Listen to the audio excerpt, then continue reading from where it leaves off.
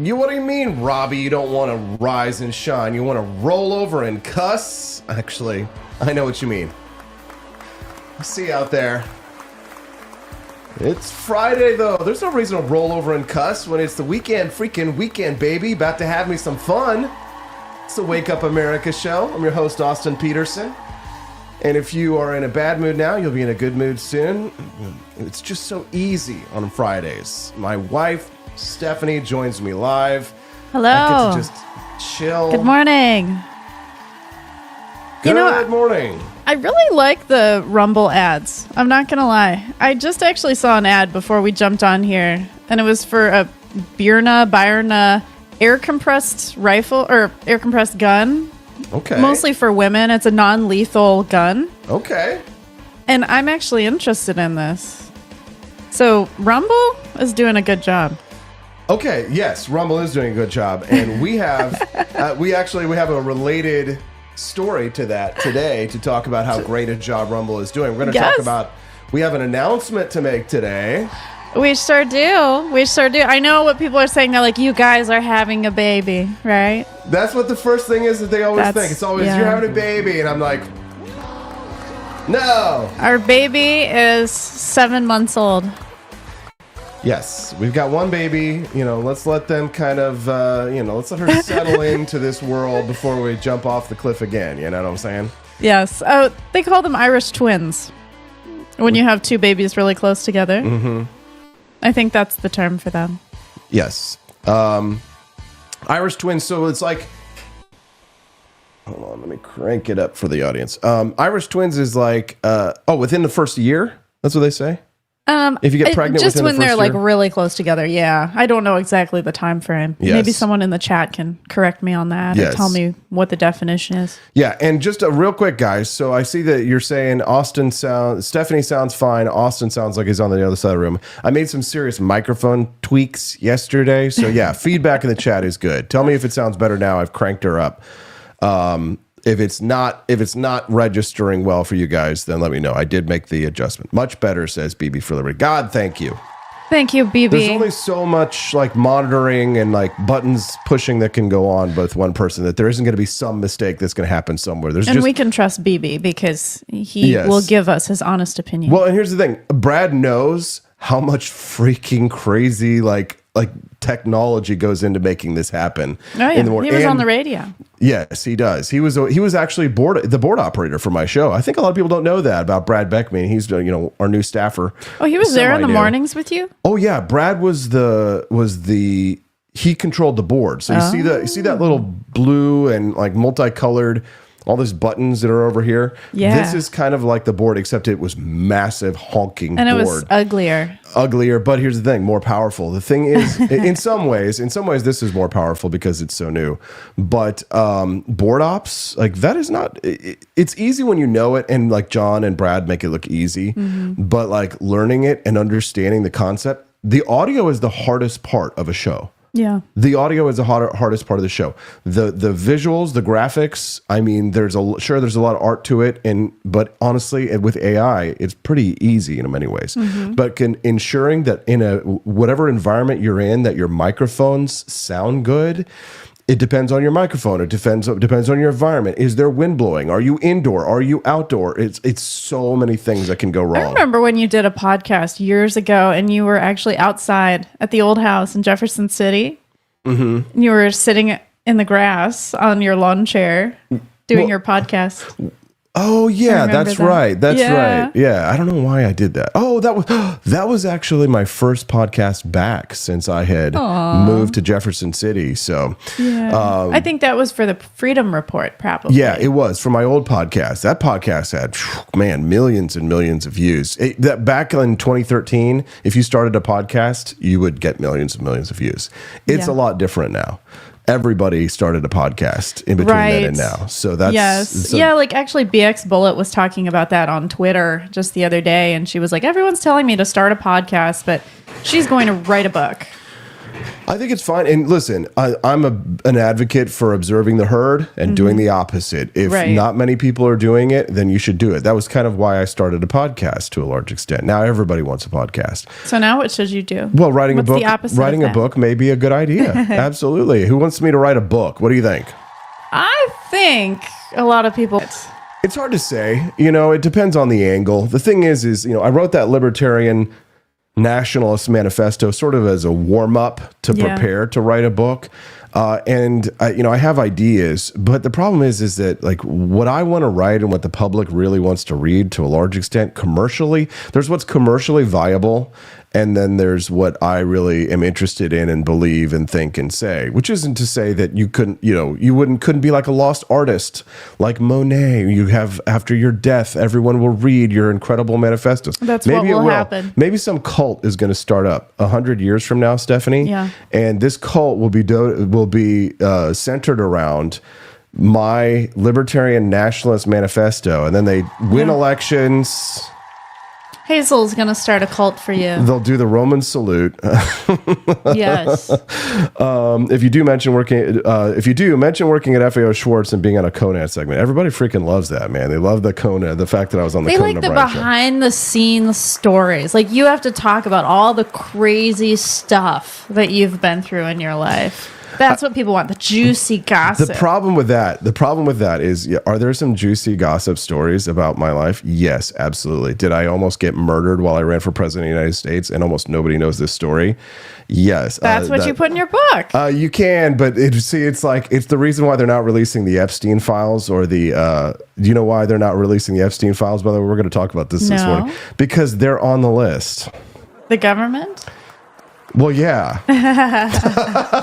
What? So, like, it would show you to be a bad person if you talked about your story about how you were almost murdered? I'm just not sure if I want to destroy other people's lives. Do you know what I mean? Yes, so, like, the problem is that, and, like, if this isn't like the Epstein files, it's like, not everybody needs to know all my personal shit. But, I mean, like, there were scandals. I mean, like, there were times when I said to myself, I was like, this isn't real. This isn't happening. Like everything is falling apart. Like everybody sees when you run for president of the United States, they see what's happening publicly, but they don't see what's happening below the surface to make these things happen. I mean, it's wild. Presidential campaigns get wild. Oh, I'm sure. Wet and wild. And it can be woolly. Wet, wild, and woolly. Oh boy. Yeah. What a great combination. Hey, if you're just tuning in to the Wake Up America show, I'm Austin Peterson. Freedom Family Fridays, we F around and find out. No, we don't. We don't F around. Well, we do mess around, but we don't F around because we don't want to find out. But if you want to find out if Justin's going to be on the show, you ready? Here we go. Yes, Justin is on the show today. I know. I guessed wrong this morning. I was like, I guess he's not going to be on today. And you're like, he is. Justin is on the show. It was a surprise to me, too. Yeah, Justin's going to be here with us today.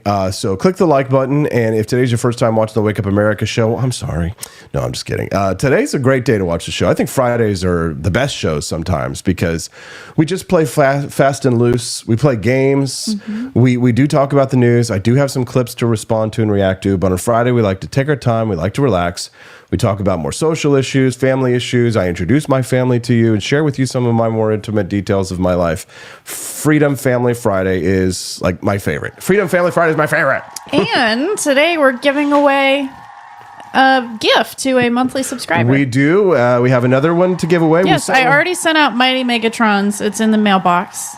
Mighty Megatron got his the other day for winning the Smokin' George coin. Yeah, he got a Smokin' George coin. I'm thinking today we should give away an AK-47. What do you think? All right. A keychain or like a real one? No, honey, I'm not going to do that to you. Okay. I'm not going to blow up our budget at tax time with a $700 purchase. I think people... I know when you were all talking about, oh, yay for the weekend. I'm like, I'm doing my taxes, buddy. I don't know about you, girl. At least I don't have to do a show in the morning. I can sleep a little bit. But we got an AK-47 keychain we're going to give away today. Yay! They're really nice.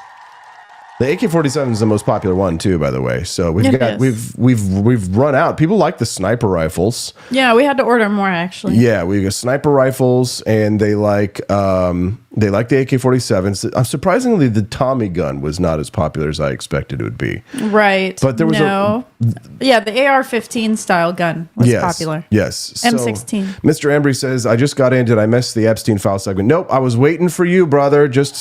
I'm just warming up. Gosh, well, it's about time. We were just trying to stall here, waiting for you. I know. Mr. Embry, just come on in, sit down, grab yourself a little whatever you like in the morning. And Stephanie and I are just getting warmed up. We like to warm the audience up, let the numbers kind of climb. Mm-hmm. And then we talk a lot about the news. That usually happens around 7:30 a.m. Central Time was when we start to really hit the big headlines. Just because, of course, the first 30 minutes are usually time where people are just filing in. If you'd like to ask a question or if you have a topic or a guest you'd like to see, you can send us a text at 573-319-1586. The text lines are open again at 573-319-1586. Are we enjoying our 4 camera shots today? Yes. It's really it's given me a lot to focus on today. I'm like constantly just scanning the room here. Yes. We've got cameras from the left all the way to the right of the room. Yeah, I've really every day I always try and add a new element to the show to make it fun and to grow. And it makes a lot more work for me, but I think the audience does appreciate it. Here's camera 1, camera 2, camera 2, camera 3, camera 3, camera 4. Yes, 1, 2, 3, 4. Who knew that you need? This is like a closet. This is a shoe closet. Who knew you need? Who knew that you would need so many cameras? Nudes. Send nudes. Thank you. Exactly. I mean, I don't know how many cameras most people have in a television studio. Do they have a lot? Yeah, lots. Yeah, 4 will be like the minimum in like a big television studio. Right. Sometimes it'll be like 8, 10, 15. They'll have all kinds of weird cameras. Like oh my goodness. Sometimes there'll be just weird camera shots where they'll like put it on the edge of the desk and it'll shoot up to a real strange angle for fun. I'm gonna be selfish for a second and say I just need a camera that follows me. Oh yes. Yeah, just follow me. I will follow her. We got Rickrolled yesterday on the Epstein documents. Did you see this? Did you hear this story? They said it was coming out. Yes. Did the JFK documents even come out? We were waiting for those too. Girl, I'm telling you, they did not come out. Yeah, we've been waiting for those for like a month. Yeah. Oh, yeah. We're supposed to be getting these files by now. Mm-hmm. And they freaking, I'm laughing at Drew Van Ruckle. Camera 5 is for subscribers, if you know what I mean. Mm-hmm. Mm-hmm. Yeah, we have an under the desk camera for our monthly subscribers. So if you'd like to become a Peterson's Patriot, $17.76 a month, we do have a special under the desk cam. You know what's sick is that I think there are probably some sickos out there who would do that. There are some foot fetish individuals. Yes. Because they want to see my Billiken socks from Japan. I mean, I really think actually those would are love cute. to see our feet. Those are cute. Yeah. No, I noticed there was a controversy actually involving bare feet yesterday, and it was Vivek Ramaswamy. Vivek Ramaswamy is really getting a lot of hate these days. Was he wearing his bare feet while he was meditating? Well, that would make a lot of sense. Yeah. But he was full suited. He was doing an interview or a podcast or something in his home. Uh-huh. He's fully suited up, and his feet were bare. Oh my. Well, so it's strange sight to see a man in a full suit and tie and all that, but it's because Indians don't wear shoes in the house. Okay. Remember that reel that we watched last night before we went to sleep, and it showed the difference between carpets that are cleaned, where they have shoes. Oh yeah, and wearing socks. Where they have shoes inside the house, and where they don't have shoes inside the house. And the carpets that got clean for people who walk inside their house with their freaking dirty shoes they've been walking around all day in. The carpets were black in terms of like the nastiness coming out. So I thought that was actually interesting timing, because people are talking shit on him. Like, it's the people, some of them, and I hate to sound like a lib turd, some of them are like genuinely racists. Some of them are angry at him over H-1B visa. visas. Oh, right. They've got their own personal issues. Some are angry at him for criticizing American culture, even though, white male Trump said we're a bloated, fat piece of shit country the other day. He's, you can't say certain things if you're not a white person in this country, or it's perceived incorrectly by certain demographics.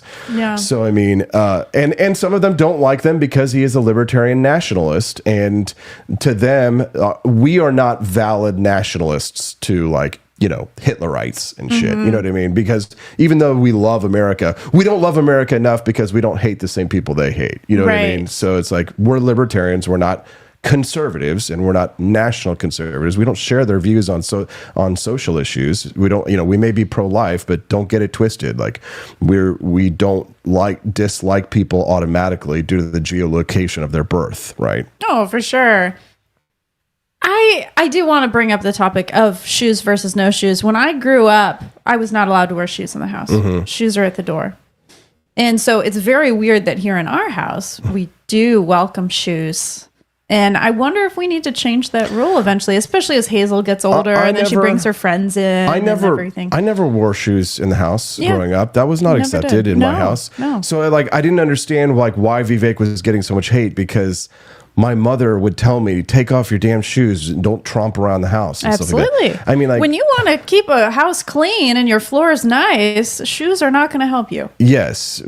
So the whole controversy about Vivek not wearing shoes, I was like, who are these dirty, walking around with shoe people? Were his feet dirty? Did they have lint on them? No, they just didn't like seeing his brown feet poking out of the bottom of his suit pants. They, you know what I mean? It makes him uncomfortable. In Japan, they don't wear shoes either. You got to take it. Well, actually, they do wear little slippers. And these people, they love to praise Japan. They love to of because course. Japan is a homogenous country. Oh, yes. Not like the United States where it's a heterogeneous country.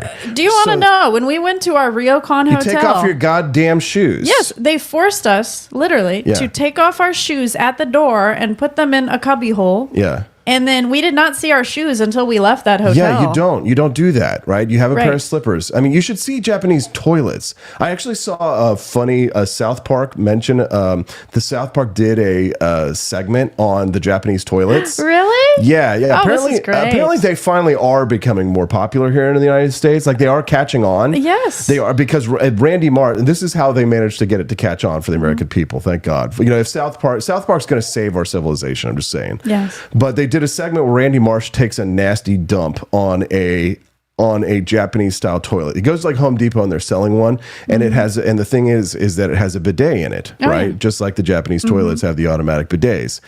And so Randy Marsh, he's like, the salesman's he's like he's selling him crack. You know what I mean? He's like, you've never had an experience like this before. You know what I mean? And he goes in, and it's like, Americans are so puritanical and prudish that it's like a bidet hasn't caught on here because Americans, they wear their Mormon underwear and they only have sex once a year in a broom closet on their birthday. Yeah, so to have water in your nether regions, it definitely feels a bit odd. Oh, it is odd the first few times, and then you realize, especially when you're a man, men should love them most of all. I saw this great Wall Street Journal article the other day about dude wipes.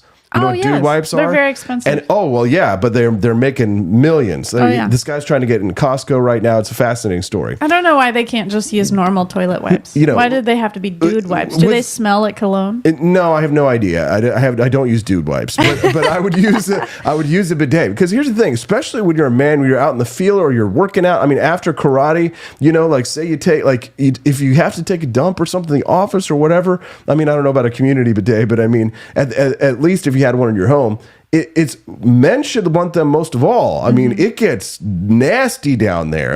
Especially when you have a hard day's work, you come home you got to poop. I mean, I'm just saying, Americans, they really need to let go of some of their I don't know, their cultural Americans are terrified of genitals. They're terrified of nudity. It's we're very up in our arms, up our asses. That's what it is. Well, watch Game of Thrones if you want to get over that fear of nudity.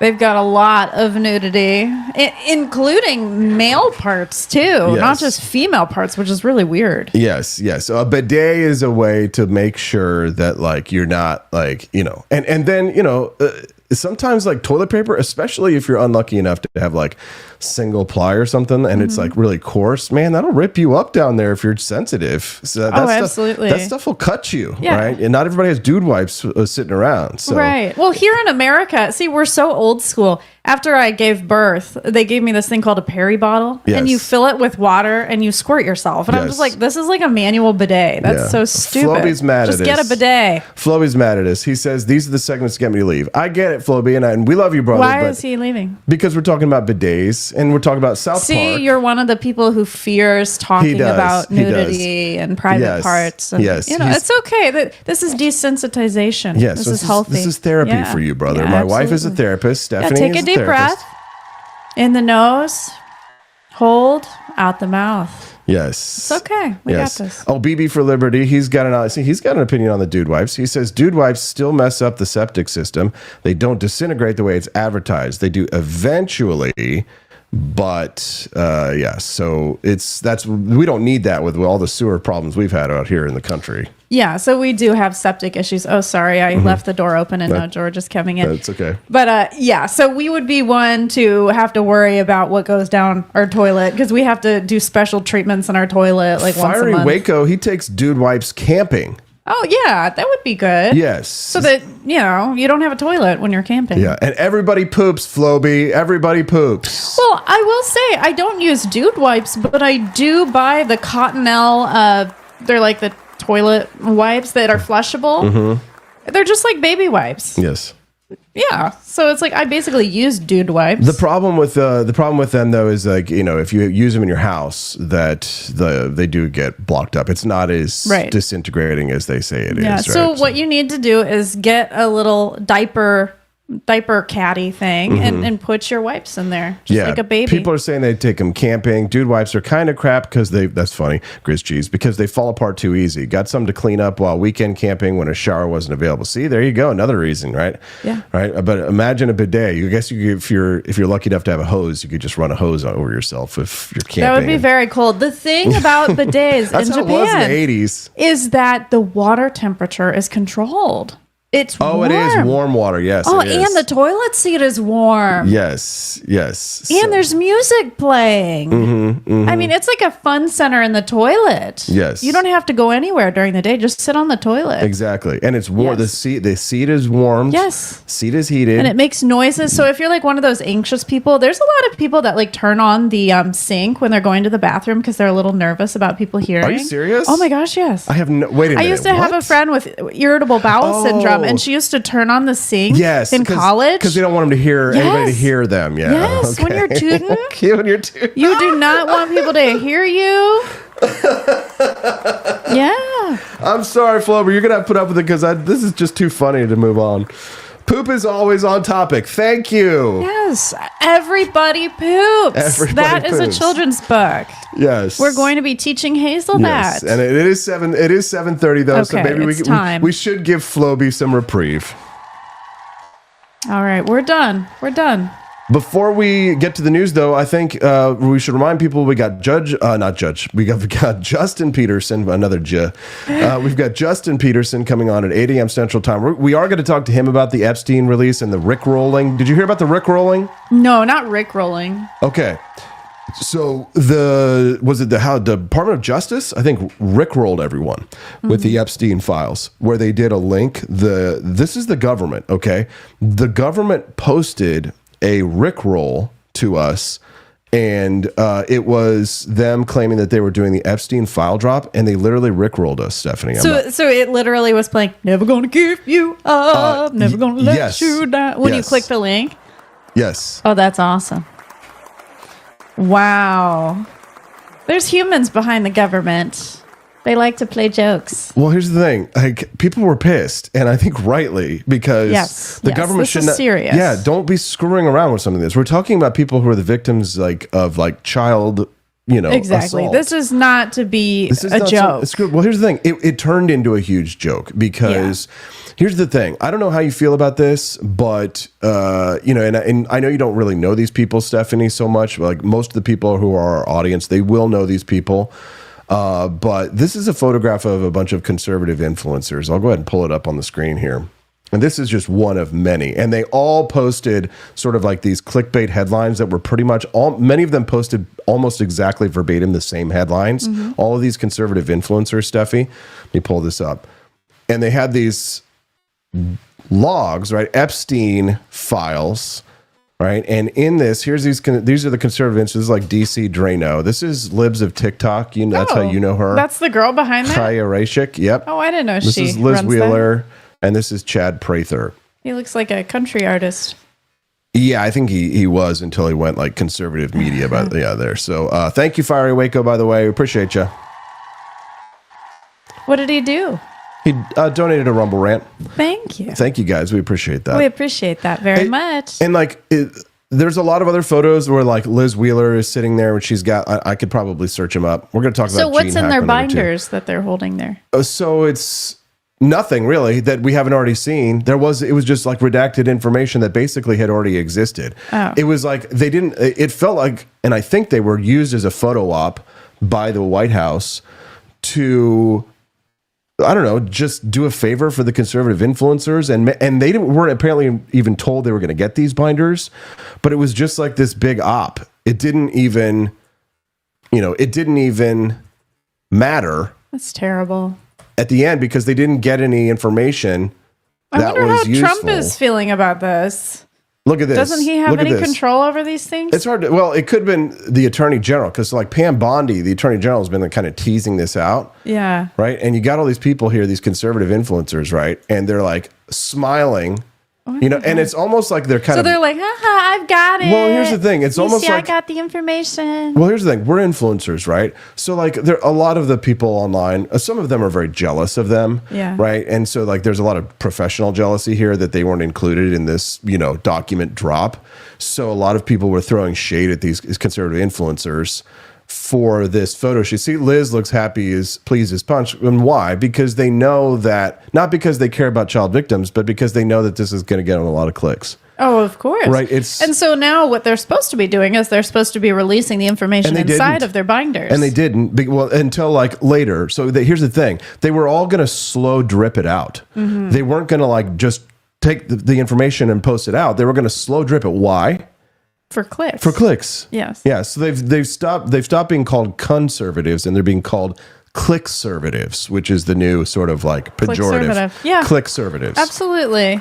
It's really sad that they're using someone else's tragedy to their advantage. That's all the news is. Yeah. Like I saw it every day. And actually, I remember before I ever like worked in news, I remember getting used by a news agency. Then they were like, the producer was like prodding me to say things and like pressuring me to say. And I was like, are you doing a news story or are you creating a news story? And then I realized, all news stories are just created. They're just, and the bias has always been a joke. I mean, even if you write the most objective article that you could ever write, which just tells both sides of a story and recites the facts and has no opinion at all, there's still an implicit bias. Oh, sure. But what information you're including shows bias. Correct, Stephanie. You're a smart girl. That's why I married you. Omission is something. Yes. And so the thing is, people are looking at this, some people are professionally jealous. Some people are outraged because of the way that this subject matter is being treated. They think it's not being treated with the seriousness that it deserves. Yeah, I agree with that. And then you have the government actually rickrolling people who are serious about it. Because again, like, at the top, like the judge talks about the two parties and how they're kind of two wings of the same bird. At the top, everybody's like all the rich people, the powerful people, they all work together. It is a conspiracy. Yeah. It is a conspiracy because they don't care about the letter after their names. They don't care about what ideological stripe you are. There's no battle for them. There's no greater, like for us, who we are involved in an ideological struggle, right? For them, it's just a payday, or they're hoping to get knocked up by Elon Musk. You know what I'm saying? Right. Liz Wheeler. She is apparently not rich enough to dye her roots. Stephanie! Look at that Oh brown right there in the middle of her blonde hair. You killed her. You killed her. It's like, come Stephanie. on. You can Jesus. afford hair dye. Seriously. Mean Girls. She probably wanted her hair that way. Mean Girls. Mean Girls. These women in their hair, I tell you. Why don't they do that? Like, if you're going to go ahead and go blonde and do all that kind of stuff, I feel like you have it's to a trend. You kind of have to commit. Is it a trend? Yeah, there's like this, I think it's called ombre look. Where, yeah, it's like darker and then lighter. I don't get it. I've never dyed my hair. I don't have to. Yeah, there's always these weird subcultures. But anyways, I don't know. I like Libs of TikTok. Cernovich has been nice to me in the past. I don't really know him. DC Drano has never really made a good impression on me. This is, I hate to say this, but like, maybe I shouldn't say it, but maybe I should. It's like, this is the low IQ. This is the shallow end of the IQ pool. Yeah. Right. And that's why it's so popular. It's because mass acceptance. If you are like a huge fan of these people, typically, right? I'm a fan of Libs of TikTok for sure, just because of this content that she puts out. But like, most of this stuff is pretty lowest common denominator stuff. It's very like, and I understand why, because of how people get their news. They need it in snips and snippets and 30-second reels and stuff like that. But for me, I just look at it and I just kind of, it makes me sick, because I'm like, it's so unserious. It is. And as an unserious person, as a person who has a joke comedy podcast and did an interview with like a guy wearing a King's uniform yesterday, like, you got to know your element. It's like, don't walk into the house with shoes on, in a sense. You know what I mean? Like, know your area. If I went to a really nice tuxedo dinner and stuff like that, I'd be on my best behavior, and I wouldn't act like a fool and all kinds of shit. It's like, how would you be posing? Let's say that you got access to the Epstein file documents right there, and you're walking out of the White House. How would you be posing? I would be furiously live streaming every page. So they'd see you in the back with the camera. Yeah, and you would not even be paying attention. Yeah, as soon as I got a hold of that binder, they gave me that binder, I would instantly turn on my live stream, give me a big ups in the chat, click the like button. Yeah. Because we care about the people and getting the information out, rather than just being selfish and being like, I've got it, you don't. Mongoose87 asks, is Cerno low IQ? I don't think he is. No, I don't think that Cerno is low IQ, but I think that if you're really smart, then you know how to speak really well to like the low end of the spectrum. It's like that bell curve, that IQ bell curve. It's like Kamala Harris. I'm sure she's smart. Yes. And she's so smart that she knows how to talk to stupid people. Right. And she convinced enough stupid people in the Democratic Party, which there are a lot, to vote for, to support her. Well, actually, she didn't even have to convince that many, because she didn't even really get elected. She just had to convince Joe Biden. Wah, wah, right. He's low IQ because of his mental status. Not Joe Biden, but I mean, I guess he had to pick her for VP initially, but then in terms of she shivved Joe Biden in the back. So she had to convince Barack Obama and a small group of people. Right. But I mean, the Democrats don't operate on the same wavelengths that the conservatives do in terms of like IQ, intellect, interests. We're like two different countries in terms of liberals and conservatives. And dumb schmuckistan.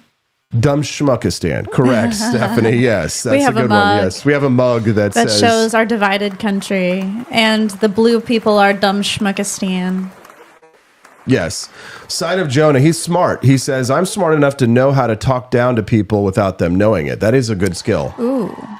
Yeah, and I think that's what people like Kamala do. No, I don't think she's good at it. If she tries, she's not good at it. But here's the thing: if you want to really be popular and successful, and you're really smart, find the wavelengths. Just juice the algorithm, right? Because if the low end of the IQ pool are NPCs, right, that meaning that they can be programmed easily. If they're bots, right, if they're really just automatons to some extent, right, they're not operating on higher orders of reasoning. If they're just mostly operating on instinct, and these are the people that are they're conservatives on welfare. Right. Then just juice their algorithms. Right. You can use psychology to manipulate people. It's not hard, honestly. Once you've kind of figured out the game for what people react to, they react to fear, hatred, like fear of others and things like that. You can play on those things. Women, if you want to manipulate women, make them afraid of getting old. Yeah, it's true. Yes. If you want to manipulate them, usually you'd use these are marketing tactics, right? And there's 5 dark marketing tactics that you work on people and stuff. I've read about it all the time. I just ethically, I avoid those things, right? Avoid using those kinds of tactics. I've probably used them 2 or 3 times, and I'll tell you, they're extremely effective. Oh, I'm sure. Extremely effective. It is not hard to manipulate people. People think that maybe it is, but once you sort of there's a probably an IQ level that you cross when you start to like see people around you in a sort of a matrix sort of a way. And the matrix can be programmed. The matrix is a computer simulation. So people who are blue pilled, we like to say, remember the matrix? Oh, yes. I sometimes want to take the blue pill. If you're blue pilled, then you can be programmed, right? You're the copper top. Yeah. But once you take the red pill, and once you're no longer a prisoner in Plato's cave, it's not easy to manipulate you. Right. It's not easy to be manipulated once you've seen the light, and once you've seen what is true, or once you've seen what is real. You really can't go back. Like you've seen it all, it's too late, mother. There's this really great cartoon where it shows this little boy holding his mother's hand, and he's looking at something, and she's like, "No, Ricky, no, close your eyes, avert it, too late." And then Ricky turns around and looks at her, and he's like wearing like the uniform of something, or like they changed the meme for whatever format it is that Ricky saw. Like he saw gay people, and she's like, "No, Ricky, turn away." And he turns around, and he's wearing a rainbow cross, and he says, "It's too late, mother. I've seen everything. Oh my gosh, it's too late." No, Ricky, no. That's what we'll say when Hazel watches some weird TV show for the first time. Dash says, "Wow, great office. Thank you." Oh, you like our space? It is a cool space. It's all very futuristic / World War II. You know what I mean? It's all like World War II. So you can't see my M1 Garand from any of these angles. I need to set it up so you can actually see my rifle. Maybe I'll do it at the end of the show. I'll give you guys a little rifle tour. But I have an authentic World War II. Ooh, maybe that should be bonus content. Garand. Yeah, Would you be able to take the camera around with you to show them the guns? I can take that camera up there. I can move that camera around, that GoPro. I can take that off of that. So if we raise... How much? $100. $100. By the end of the show. We will give you a special... We'll give you a special tour of the office. Of the relics. Yeah, we got to be careful with some of the stuff for security reasons, but I'll control just certain relics. Yeah, exactly, certain relics. And we can get the Gary Johnson gun. Not a lot of people have seen the pistol, the famous trash pistol. Okay, there you go, guys. We'll reenact it. We'll throw it in the trash one more time for everyone on screen. Yes. So if you guys want to unlock the bonus today, then drop a Rumble rant today. I think we've got we haven't really asked for a lot of money today. So. Well, there was one guy who gave money. Don't ask, don't get. Earlier. Right? Fiery Waco, but he gave $1. So we got to raise $99. Okay. It's going to be tough. 99 problems and a each ain't one. It's going to be hard to hit the $100. Oh, hey, Dad bought Baboon. He got his Gulf of America towel. You could also buy stuff from the shop. Okay, so now we've gone up, about $30? He didn't. He bought it before. Okay. But he just got it yesterday. Yay. He says he's going to get a picture today and send it so you can show it off on Monday's show. Yes. Oh, thank you. Thank you. And we'll show it off on social media as well.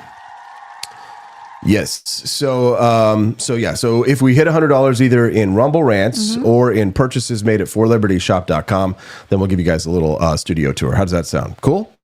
Sounds like a good deal to me, honestly. We've got an announcement to make, Stephanie. 30 minutes until Justin, or about 20 minutes until Justin joins us, but we have an announcement to make today. We do. Are you excited? I am very excited. You're more excited about this than I am. I know. I've been talking about it for days. I've been busting my ass this last week trying to get it ready because we only got a few more days to go until we launch. Stephanie, you wanna tell them the news?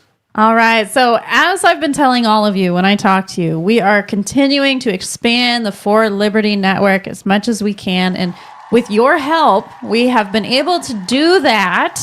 And so Austin and I are announcing that we are going to have a new show called Freedom Arcade.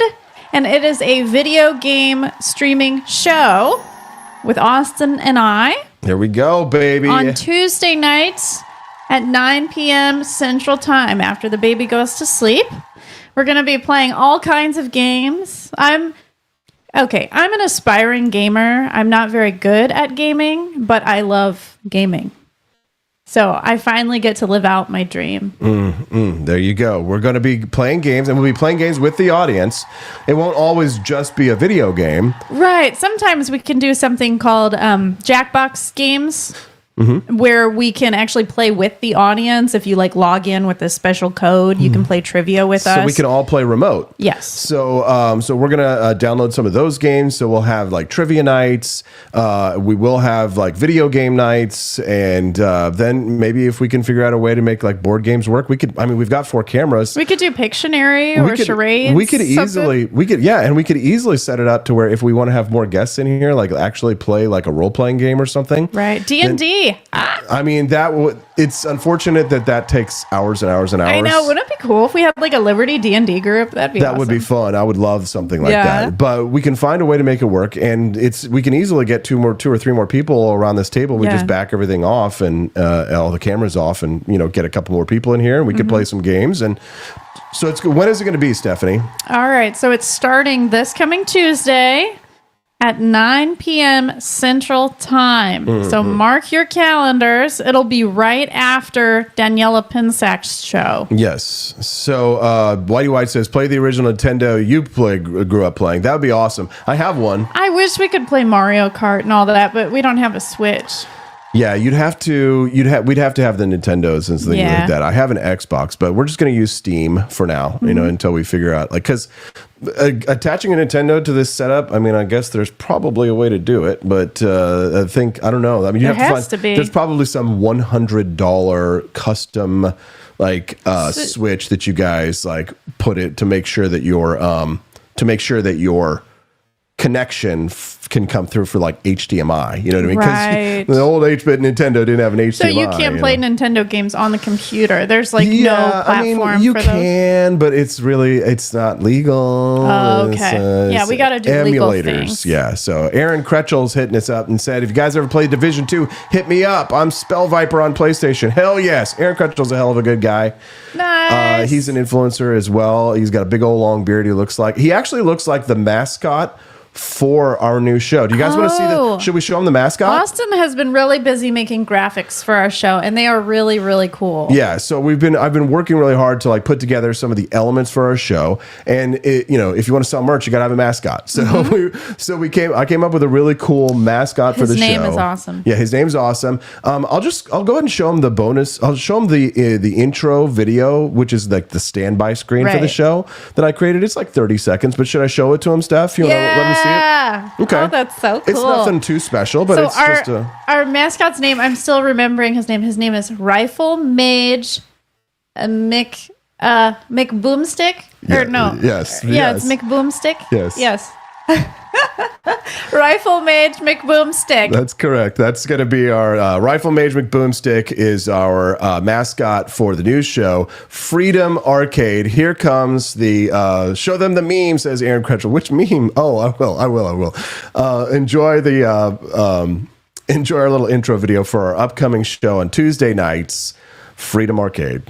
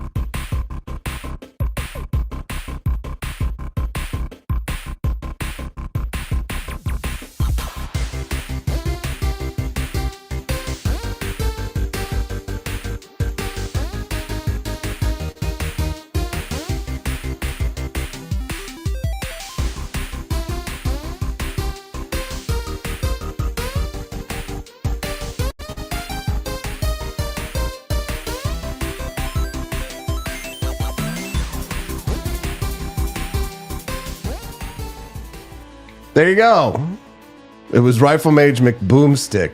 McBangstick. Oh yeah, McBang. Yeah, maybe we need to change it to McBoomstick because that's easier to remember. Boomstick might be better. Yes. Yes. Work in progress, but the brand new show. So is everyone excited? Yeah, I think they are. I'm excited. It'll be fun just to relax, let loose. Not have to focus too much on the news. Yeah, Tuesday nights. But there is a catch. Which is what? Oh, there is a big catch. It's behind a paywall. Yeah. Not our own paywall. No, it's Rumble's paywall. Yes. Yeah. So go ahead. In order to watch the show on Tuesdays, you have to become a Rumble Premium subscriber. Yeah. To Rumble, not to our show, to Rumble. People pay subs for creators that are monthly subscriptions, and that's for their shows. So we have people who are monthly subs. They're the people in the chat right now that have the little red tower. Mm-hmm. And that isn't good enough to get access, unfortunately. I know, which is so weird. I feel bad, but I can't. Here's the thing: it's a new program, and it's bonus content. You still get the Wake Up America show. You still get Culturama. You still get Liberty Tonight for free, no problem. No, you don't have to pay.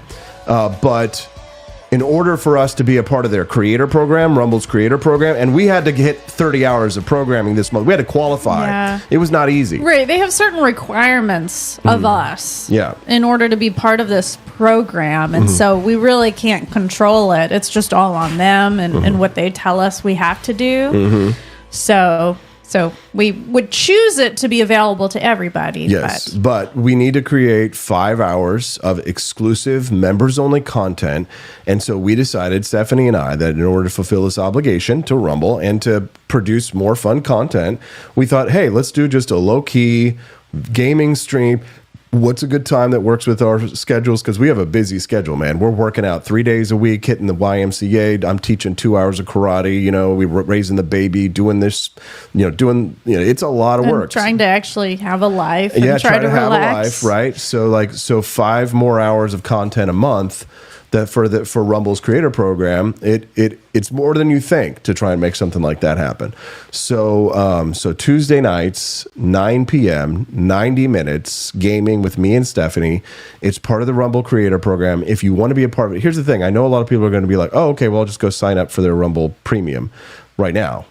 Don't do that right now, because tomorrow when the program starts, we actually get credit for them doing that. So if you sub through our account, if people join Rumble and start a username and subscribe to our account first, then we get the credit for it. So it's kind of complicated the way that I know this is so confusing. Yeah. I'm really sorry that it is that way, but again, it's out of our control. Yeah, I mean listen, we love Rumble and I want to support them, but and this is a brand new program. It's a way for them to grow the website. I want to do that. So minutes watched. So creators will get paid a portion of the allocated funds based on the watch time of their original content, in proportion to other creators enrolled in the program. So this sounds like kind of what Twitter does, or X does with the payout. Like, you don't know what is the ratio for how many views you get. Oh, it's like an algorithm?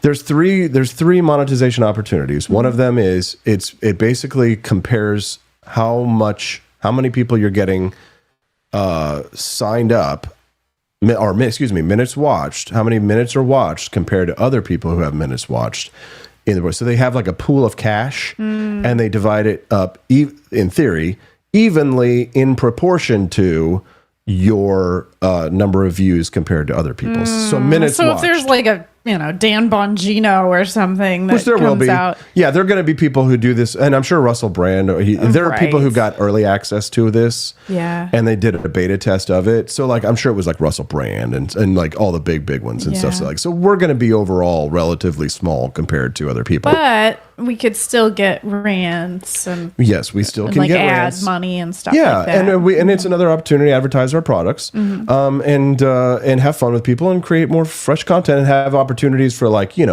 clips and reels that we pull from it that'll be fun. That might do well because people do like watching video game streams. So we are still allowed to post clips, Yeah, even though it's when we stream it live, it has to be through Rumble Studio and it has to be Right. exclusive paywall. But we're allowed to clip after that because we own the content ultimately. Okay. New Rumble signups. So creators will get compensated for new users brought to the Rumble platform. User registrations will be attributed to the creator if the sign up happens by clicking the sign up button on a creator's video or channel. So if people go to our channel and they click sign up and they register with Rumble, then we get credit for that. I don't know. And again, we don't know how much it's going to be. It's probably going to be a small amount, right? But again, the small amounts add up to big amounts. Right. New subscribers. This is the one that I think is probably going to be the one we could really promote, but we have to actually recruit. But I think we could do this. Yeah. Rumble can track the source of all Rumble premium signups. If the source is a creator's channel page, user page, or any content, that signup will be attributed to the creator. This will also include gifted subs. That confuses me, of course, because it's like, well, what do you mean? Aren't gifted subs always to us? Already, yeah, exactly. So they say this includes new subscribers. They're tracking it. So it includes gifted subs. I mean, so I guess that means... Oh, so that means we get compensated for even someone who subs somebody else. Which we already do, and we should. Right. Yeah, absolutely. But I mean, why would you say that if we weren't already doing it? So Right. It's a little confusing, but... The fine print is always difficult. Well, so we're just doing our damnedest. We're just trying to make fun content and engage with people and talk about ideas and sometimes make jokes and sometimes talk about poop, but a lot of times talk about freedom. And at the same time, fund our family and our household. Yeah, for sure.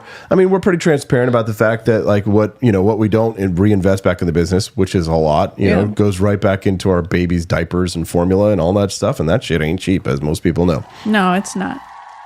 So, you know who doesn't have to worry about that?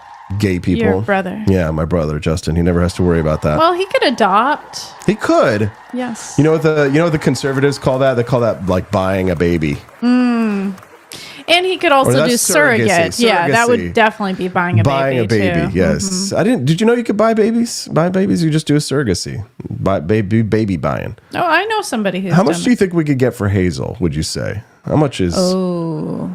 You think Hazel would be? Well, you'd have to look at adoption fees, right? However much adoption fees are nowadays is how much a baby would ultimately cost. Right, but if I'm saying talking about like if on the market, like if we were to go over to find somebody, you know, who would buy the baby, how much do you think we could get for Hazel? I mean, it would probably she's be white, but she's Jewish, so it'd be thousands of dollars. It'd be over $10,000. Think we could get $10K for Hazel? I bet you we could get more. People pay over that amount to adopt. I bet you if I marketed to her, if I like really came up with a whole, like if I could create like a packet, like an investor's packet for this baby, showing all her bloodline and who she's related to and all that. Yeah. Showing our Jewish ancestry that goes way, way back. Yes.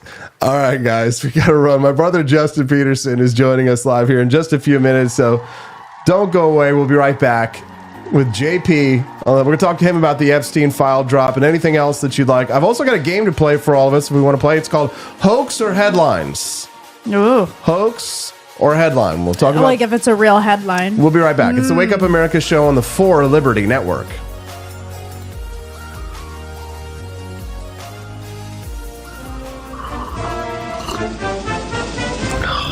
Tired of spending your hard-earned money on woke corporations that don't share your pro-freedom values? Fed up with sipping liberal lattes and progressive cappuccinos? Introducing Founding Flavors from AP for Liberty Shop. Get your day started with Washington's Revolutionary Roast. As robust and principled as the man himself, this blend is the shot of energy heard round the world. Or maybe you want to taste the fervor of freedom with Adams's Patriotic Perk. It's as dynamic and balanced as the U.S. Constitution, sure to awaken your spirit of liberty. For the aficionados, we've got the Jeffersonian Java, a complex mix of flavors that speaks volumes about your refined tastes. And don't forget Betsy's Liberty Lullaby, our decaf option, crafted with the same care and dedication Betsy Ross put into our Star-Spangled Banner. This blend lets you enjoy the taste of freedom anytime without losing sleep. No woke beans here, folks. Just pure, patriotic, pro-freedom flavors brewed with love for liberty. So why compromise Compromise your principles for a cup of coffee. Stand up for your values, perk up your patriotism, and start your day the American way. Get your founding flavors at apforlibertyshop.com.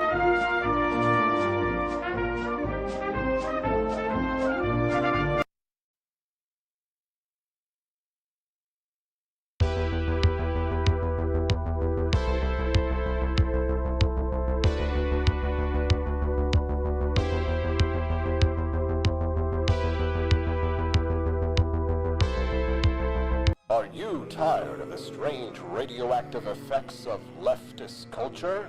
Do you ever wonder what happened to good old-fashioned American values? Well, fear no more, because there's a new force fighting back against the cultural rot of today. Introducing Culturama, a right-of-center talk show that's taking back the future today. Hosted by none other than blonde bombshell herself, Daniela Pensack. She's not just talking, she's taking culture back. With sharp takes, brilliant guests, and a few surprises along the way. Tune in to the live video podcast twice a week, because the future doesn't have to be weird. It can be Culturama. If there wasn't going to be somebody who was a fiery champion of liberty, somebody who would get out there and who would be aggressive, and if they wouldn't do it with more fire or passion than I had, then I would go and I would fight this battle for us. I've fought for the principles that we all share. Parties tend to be secondary to me. We're here because we believe in the principles of liberty. I am not a perfect messenger, but I think I'm a damn good one. This is a replica of our first president's flintlock pistol. You have my full support, my respect, and my gun.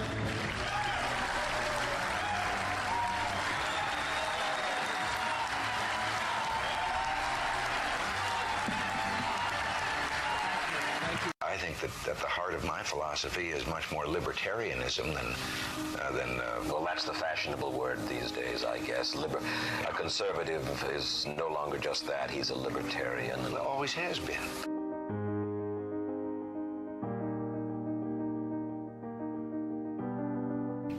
Yet any time you and I question the schemes of the do-gooders, we're denounced as being against their humanitarian goals. They say we're always against things, we're never for anything.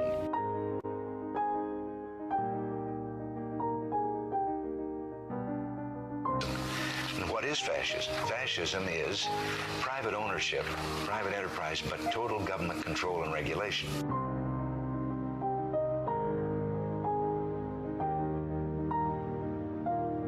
Well, the trouble with our liberal friends is not that they're ignorant. It's just that they know so much that isn't so.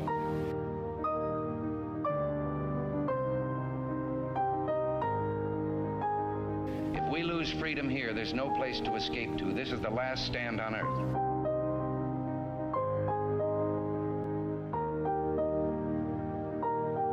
This is the issue of this election. Whether we believe in our capacity for self-government or whether we abandon the American Revolution and confess that a little intellectual elite in a far distant capital can plan our lives for us better than we can plan them ourselves.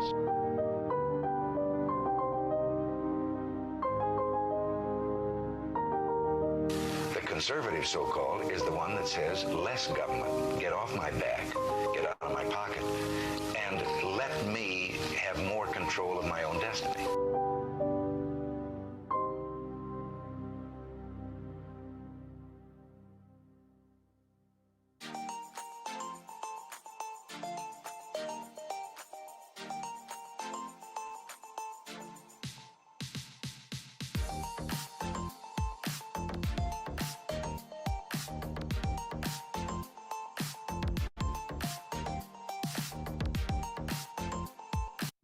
Do you hate the deep state? Do you reject the Antichrist in all his ways? Do you believe that aliens controlled LBJ to assassinate John F. Kennedy? Did you know that the shot can put chemicals in you that will make you more sensitive to 5G? Do you love America? Do you want more freedom? Do you like smoking hot red-headed libertarians? Then the AP for Liberty shop is for you! Check out all the awesome new merch and have a happy new year! Fight the deep state, reject the Antichrist, Visit AP for Liberty Shop and get your patriotic merchandise now, or the deep state wins.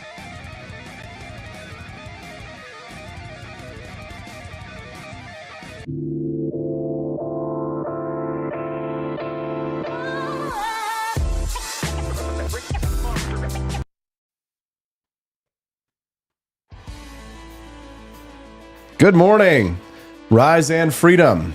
I'm Austin Peterson. You're watching and listening to the Wake Up America show on the For Liberty Network. And the For Liberty Network now has 4 shows. 1, 2, 3, 4. Stephanie Peterson in the house joining us, looking lovely. Hi. Can I say one thing to everybody, to the audience? Make it quick. If you would like the updates about our new show and when you should sign up for premium, text our messaging line at 573-319-1586, and then I will make sure that you get all of the information just so you can stay in the know. There we go. Thank you. Good, nice and absolutely nice, tight little promo there, Stephanie. I like to be tight. Just like your booty. Thank Welcome you. to the Wake Up America show. I'm Austin. This is my wife, Stephanie. That little gasp that you heard is my brother, who cannot believe what comes out of my mouth sometimes, at least for the last 44 years, of which I just had my birthday. And so did he. Happy birthday, brother. Hey, it's the end of our birthday month. It is the end of our birthday month. But it's the beginning of mine. That's right. Stephanie, the Ides of March. That's one. In like a lion, out like a lamb is what they say about March. And then April showers bring May flowers. That's right. My mom's birthday is Hitler's birthday in April. April 20th. I think not. Oh boy. Yes. Well, it's been a good month, right?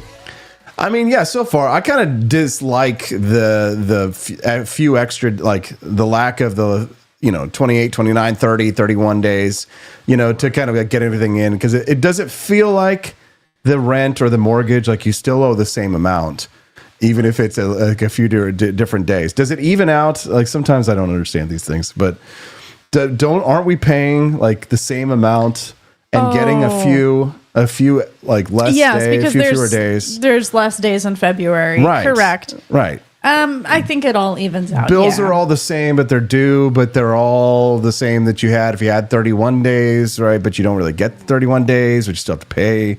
So there's certain things that are, certain like digital subscriptions, I feel like I get screwed in some ways, but like, I don't know. The thing about February that sucks. I mean, I love having a birthday, yay, but also kind of, hey, I also hate it. So it's a love-hate thing with my birthday now. And I'm sure you can relate, Justin. But March, spring, give me if you saw his face, give me the updates. I mean, give me the spring updates. I want cherry blossoms. I want warmth. I want summer. Nobody wants to come to your birthday party when it's freezing ass cold outside. Justin, you and I know, but thankfully our baby is a July baby, so we'll always be able to have pool parties with Hazel Rose. Yeah, we want to have her birthday at the YMCA. Yeah. I'm just waiting for the cake. It's a great thing to have a nephew and a niece that have a birthday one day apart from each other, because you just double up your carbohydrate intake. Exactly. You could get more cake, get more ice cream. Yep, and you do all at one time. That is really weird that both of them have birthdays so close together. Yes, we're one day apart. Yes. Mm-hmm. Justin, we're glad to have you here on the Wake Up America show, but your microphone's a little low. So I just turned up my input volume. Hold on 1 second. I'm going to crank it on my end. So count to 1, 2, 3 for me. 1, 2, 3, 4. 1, 2, 3, 4. Hello, we got you. hello, We hello. got you. You're popping up in the red to me. So I mean, I don't know. Yeah, What you sound good to me. Exactly. You guys need to fix your own shit. I think we maybe need to get a hearing aid supplier to do an ad on our show. There we go. For a lot of our audience, so our own dad can hear it. So yes. Oh, poor dad. That's true though. That's very true. We were at home at Christmas, and I was like, there were two things. I was telling. Maybe I told you guys, but I was like, I was a little overstimulated at Christmas because Dad now is in a very, very, very hot north room in the house. So it's very hot. Yeah. You walk in and it's like the blazing, it's like the entryway to hell. And then I like it. Yeah. I like being warm. Yes, Stephanie does. And then the television is literally cranked up to 5,000. Yeah. So it was like, I'm overstimulated. Yeah, There's too much going on. You walk in and you're like, oh, it's hot, and then like Fox News is like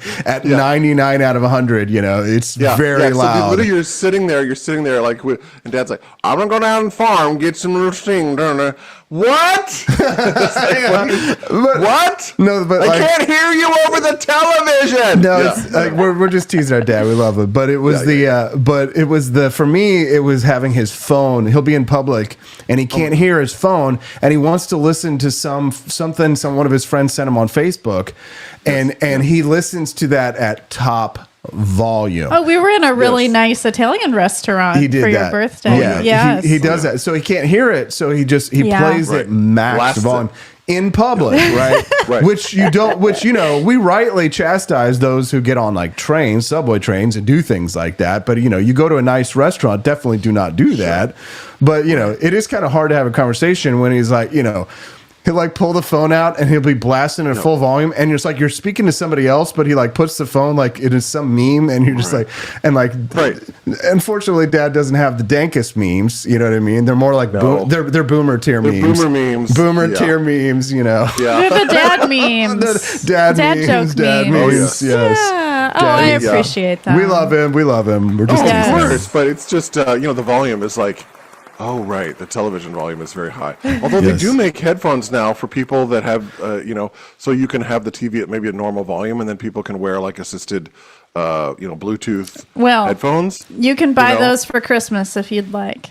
That's right. I'll buy them for myself too. Well, there were times when I was over, like, it was so much that I just had to pull my own headphones out and like just listen to my own stuff, because I was trying to be present in the room, because you don't want to like run out of the room, with your family and be like, I can't, So I was just like, let me just put the headphones on and I'll listen to like, my podcast, sort of what I'm listening to. So I'll be in the room with Dad, but so I don't have to be assaulted by boxes. The worst was when you get on the subways in New York City, and it was always black people playing their music the loudest as possible. It's like there's some insecurity there that for whatever reason they feel the need that other people have to listen to their shit music, and it's just like, don't do that to me. Like, I don't mind a little Dr. Dre or a little Snoop Dogg in my own time.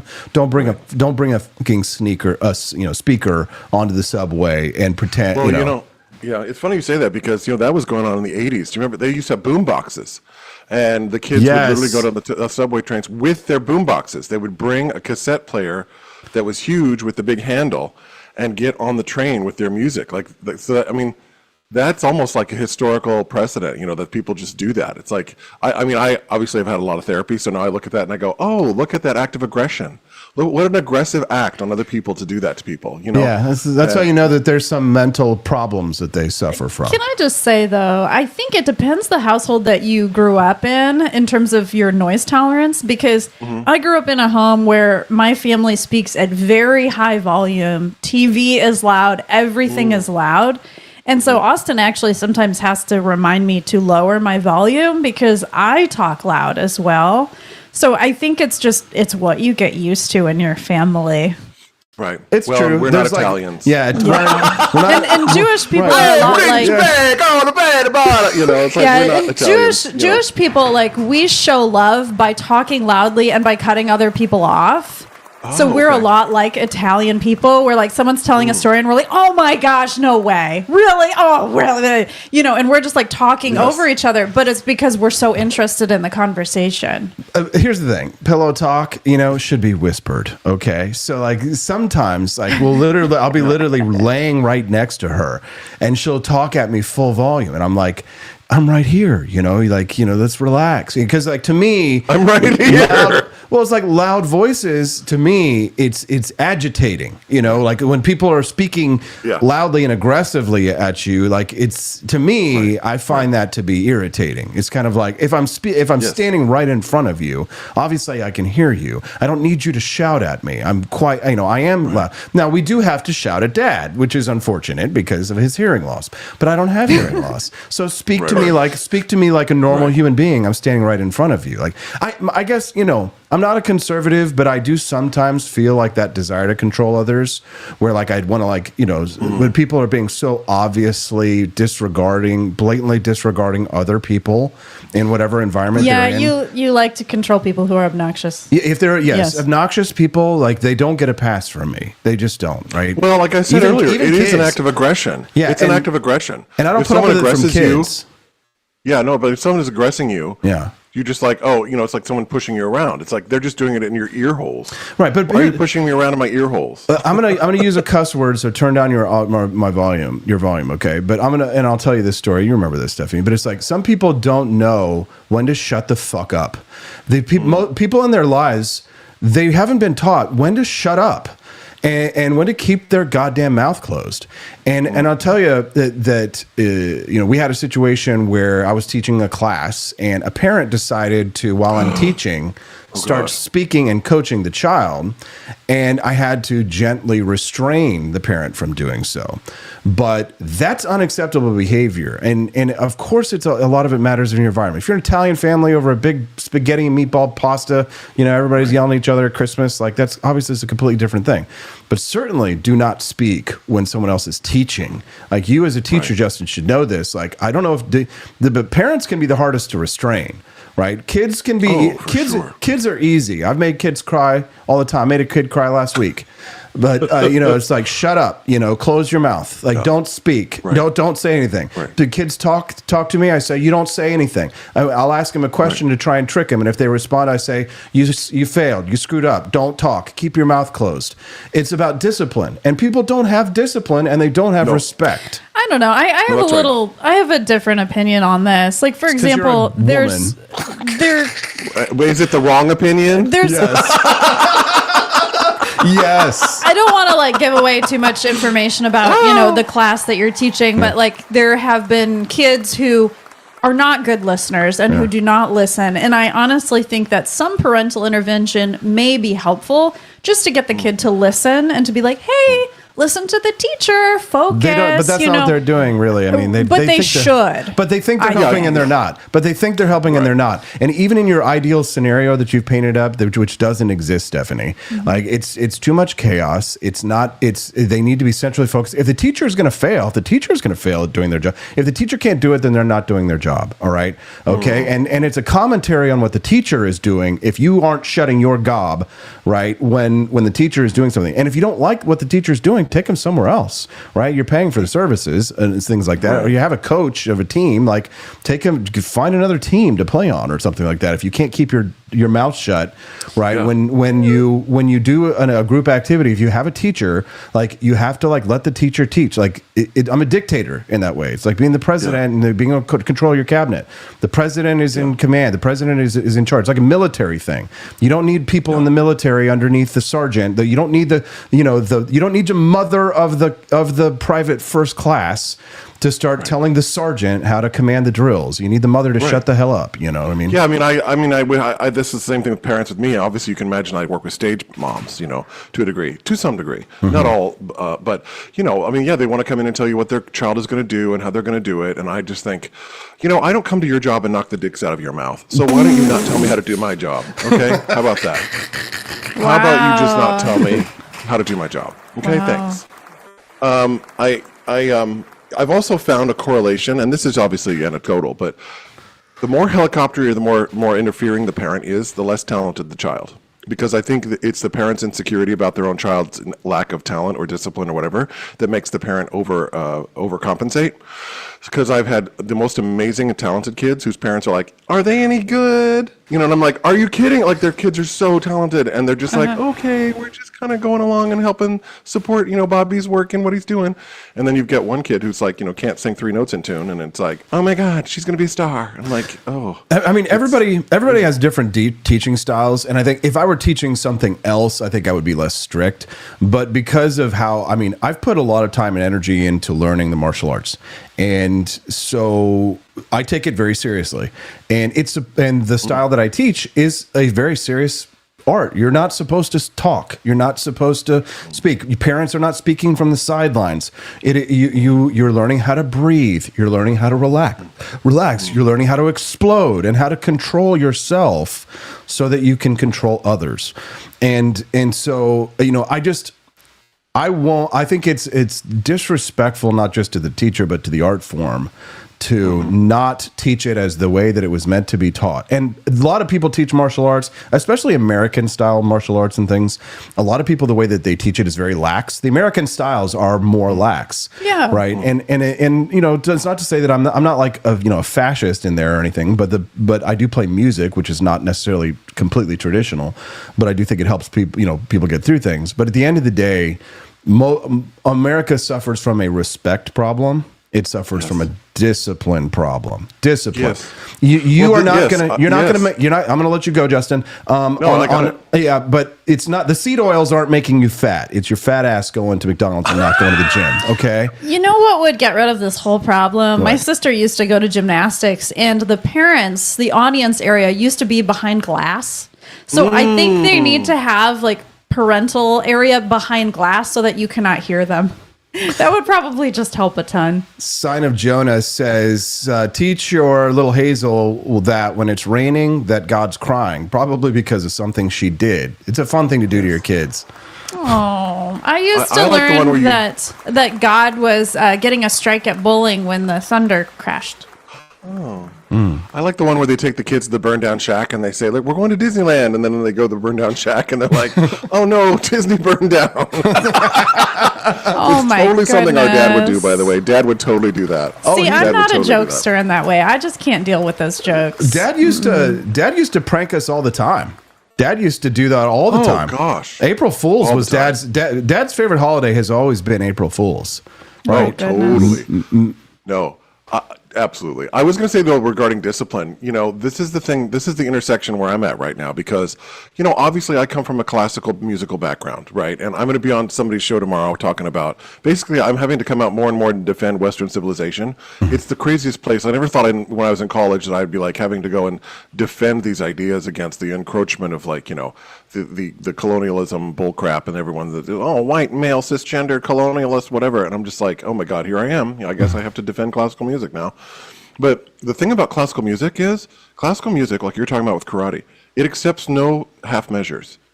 If you do classical music, you have to do it good. You have to do it well. If you play the piano, you cannot, bad notes in Debussy or Mozart or Chopin are not allowed.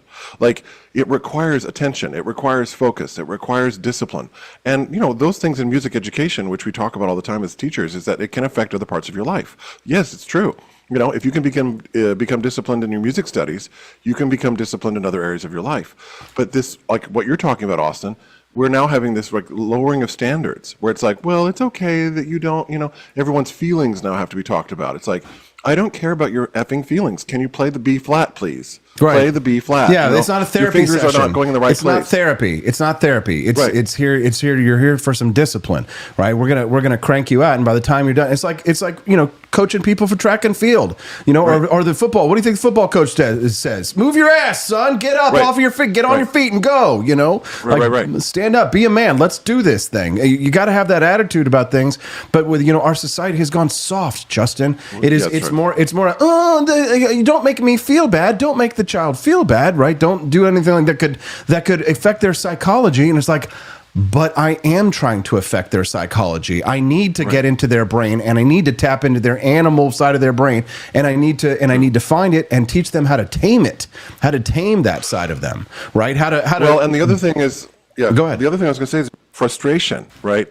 Like this, I talk about this all the time, and this is actually my Substack today is about this topic. Let's hear it. Which is about the inability to deal with frustration. That we now have a society that feels if you're frustrated about something, it's wrong. You're not supposed to feel frustrated, right? You're supposed to get a challenge. It should just be happening. It should just, you should naturally just have the skill to do something. But frustration often is a sign that you're on the cusp of learning something new. There's something brand new around the corner that's coming, and it's frustrating because you're not there yet, but it is actually great information. And again, as a music educator, I really do believe that the skills that you teach in music lessons and voice lessons extrapolate out to your life. So how you deal with your frustrations in your music lessons is going to affect how you deal with frustrations in your real life. So what a better place to practice dealing with frustration than in music lessons, where the stakes aren't, as astronomical as life situations can be, but you have the ability to show yourself, hey, look, I can deal with frustration when I can't play something or when I can't sing something. I'm able to work through that and say, you know what, I can't do that right now, but I can work on it tomorrow, or I can, keep practicing. So we have an aversion to frustration, and I'll say that this also goes into the relationship sphere, because people who are dating, it's like, oh, well, I'm dating someone, and if the moment I don't feel the magical special feelings, I'm just going to kick their kick their ass to the curb. Ghost them. And I'm like, that's not how any relationships work. There's going to be frustration in human relationships, and you have to have the tolerance to deal with frustration. And the idea that you shouldn't feel frustration is a lie, and it's all being promulgated against us, that we should have magical, happy feelings all the time. Mm-hmm. And when you encounter something like a karate or a martial art or a discipline like music learning or any other kind of skill that requires attention and discipline and time, it literally makes you look in the mirror at yourself. You have to look at everything that you can't do. You have to look at everything that you're not. You can't play the Debussy, Claire de Lune. You can't do the karate thing. But karate is cool because at least karate has belts. Karate has the way of saying, here's a level, right? You've gotten to this level, and now you can get to this level, and now you get to this level, which is why I really like tiered learning, because it gives people metrics, right? But frustration is part of the game, Austin. It's part of the game. Yes. And how people interact with the frustration is, here's the thing I write in my article. Yes, you're going to get frustrated. But if you dip out of voice lessons, or if you dip out of karate, or you dip out of something because you're frustrated, you're going to keep continuing that behavior every time you're frustrated about something. You're just going to walk away from it. You're never going to face the challenge of knowing that you've overcome something. You were frustrated, but look, you came over it. You handled a challenge.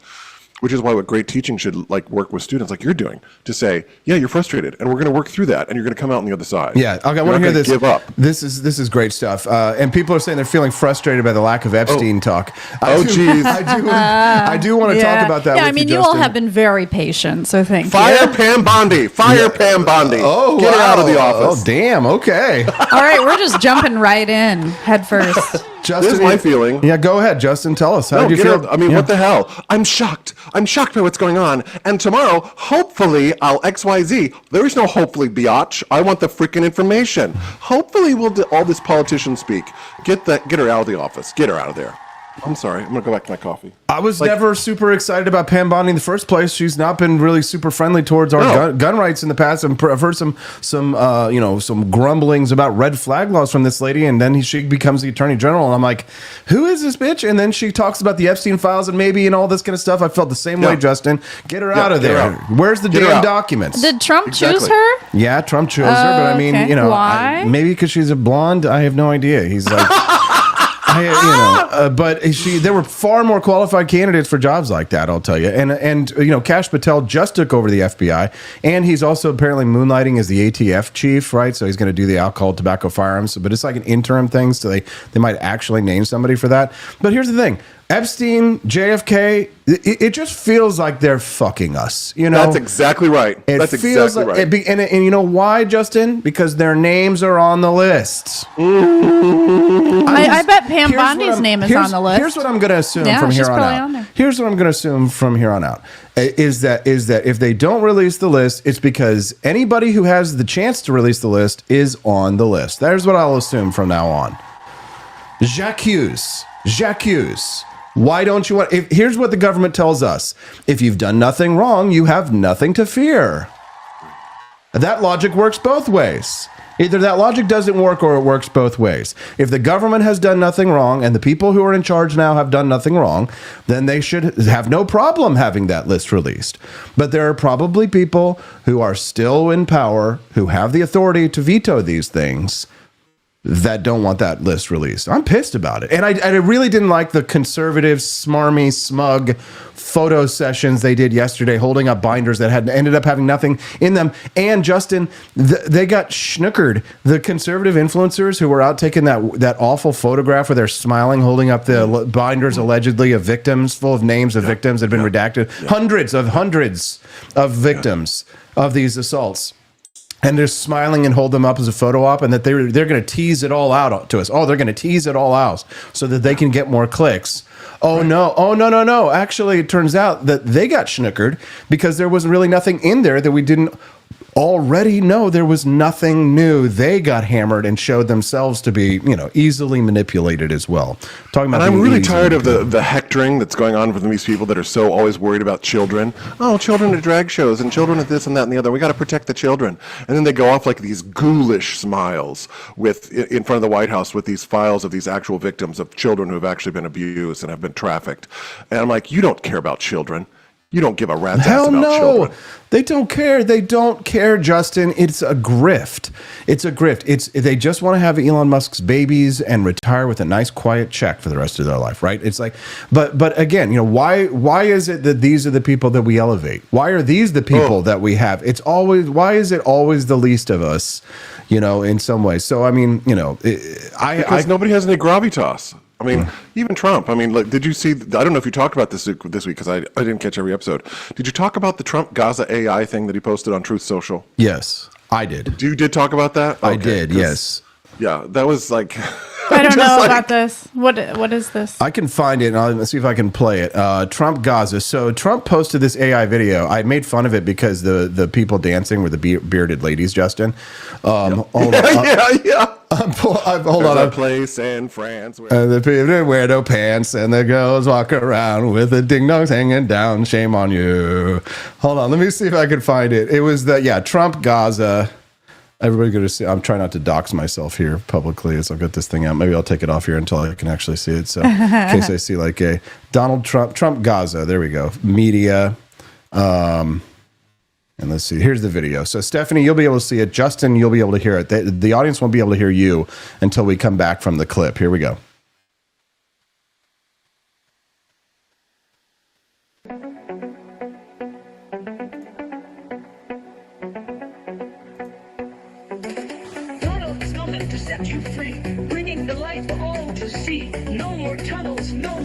Elon, bearded ladies. Trump Gaza shining bright, golden future, a brand new light.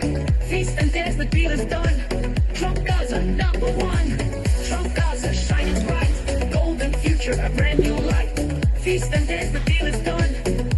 That's him with Benjamin Netanyahu. Trump Gaza Casino. Okay. Oh, is he opening a hotel? No. Justin. That would be a great way to boost the economy in the Gaza Strip.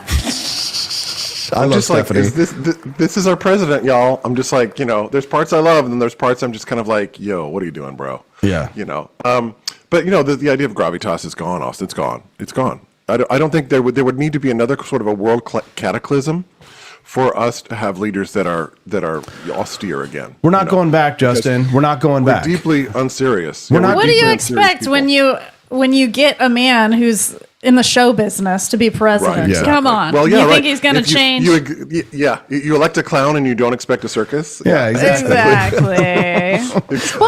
but Reagan was an actor, but was he like this? Was he like a clown? No. Well, he was actually in some ways. He did comedies and he had a sense of humor. He was funny. Yeah. Ronald Reagan was very funny, right? But he was so did he like all the drama too? Huh? My favorite Ronald Reagan moment was after his assassination attempt when he was doing a lecture and speaking and at the event a balloon popped. Right? And we're like, pop, like a balloon just popped in the audience. And of course, he'd just been, shot. And he said, without missing a beat, he said, missed me. And the audience went crazy. Like, oh my He gosh. had a great mind. He was a very, very quick guy. I would have been freaking out. Speaking of Ronald Reagan, Gene Hackman passed away the other day under mysterious circumstances. Here's what Gene Hackman had to say once about Ronald Reagan. Take a listen. But you love President Reagan. I did, yes. I'm a Democrat, but I also loved the idea of that man. He was so committed to America, a beautiful American. Well, you never worked with him, right? I didn't, but I met him, and it's funny, we have an occasion to meet a lot of famous people, being in this profession, and I was sitting outside the Oval Office thinking, well, I'll get this over with and go to lunch or whatever. When I got in the Oval Office, it was like, hey, this is really something. And I was very affected by it, and by him. It hits you. Yeah, it does.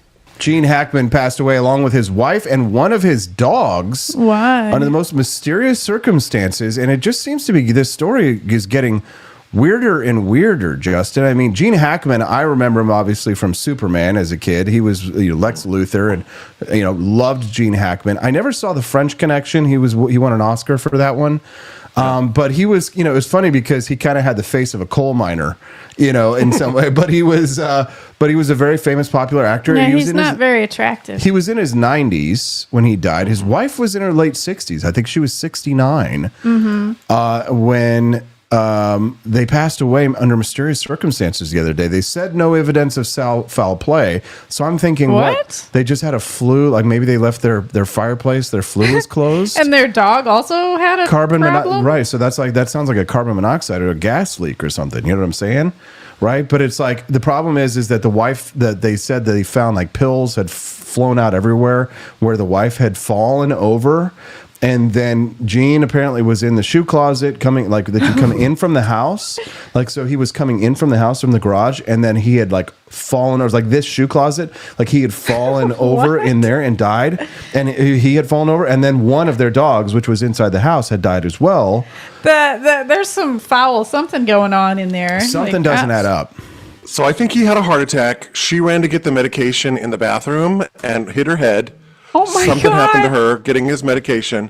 So she died trying to help him. And then the dog was in the closet in a cage, and nobody let the dog out for a couple weeks because I think it was in a kennel. So the dog died by starvation. Oh my God, Justin. So it was a few weeks that the dog was hanging out there? They were mummified. When they showed up. Oh my God. Yes. How did nobody check up on them? Like nobody checked up on them for 2 or 3 weeks? If you guys do that to me, I will kill you. I'll come back from the grave and I will kill you. Like people, you would think that they have people that love them in their life. I would hope. It's like, I haven't heard from my brother in a couple weeks. Oh, maybe he's mummified on the on his computer listening to YouTube videos or something.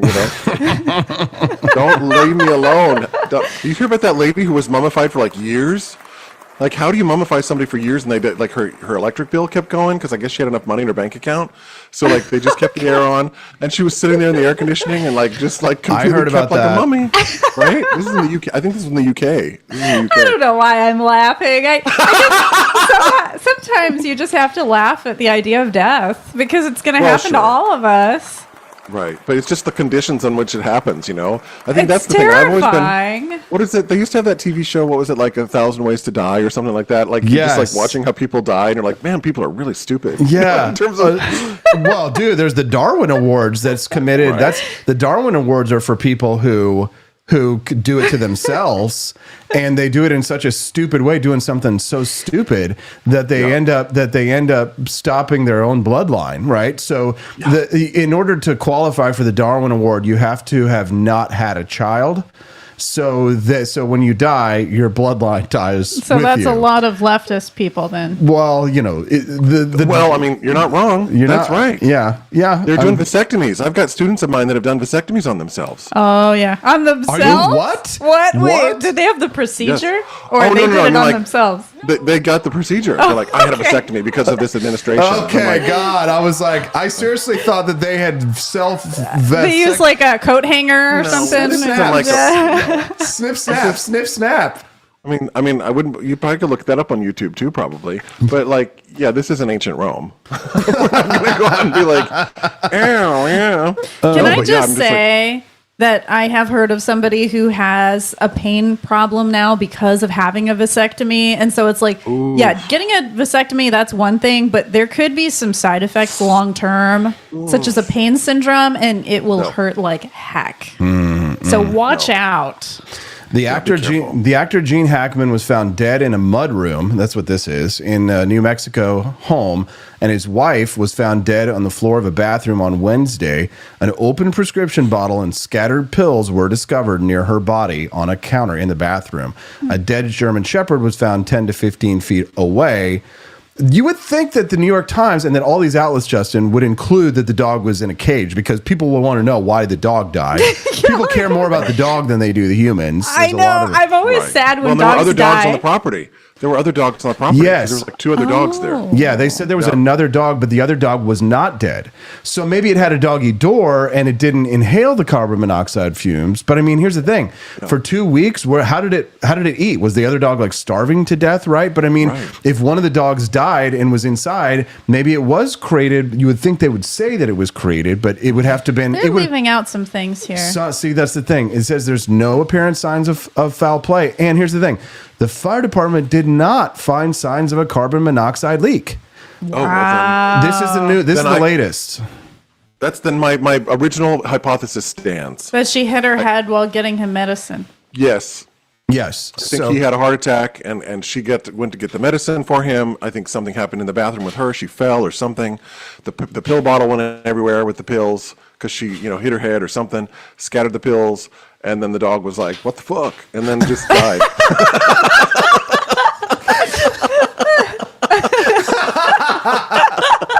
The dog's like, This is actually a really... Okay, here's my... Hold on. I want to build on your theory. So here's what I think. So yes, he had a heart attack. His wife, yes, she went to go get the pills and she slipped and fell and hit her head on the bathroom and then she died. But then the dog ate the pills, which gave the dog the heart attack, and that dog then died. Yes, okay? yes. Overdose. Yeah. Checks out. Theory checks out. Can't they do autopsies? Oh, yeah.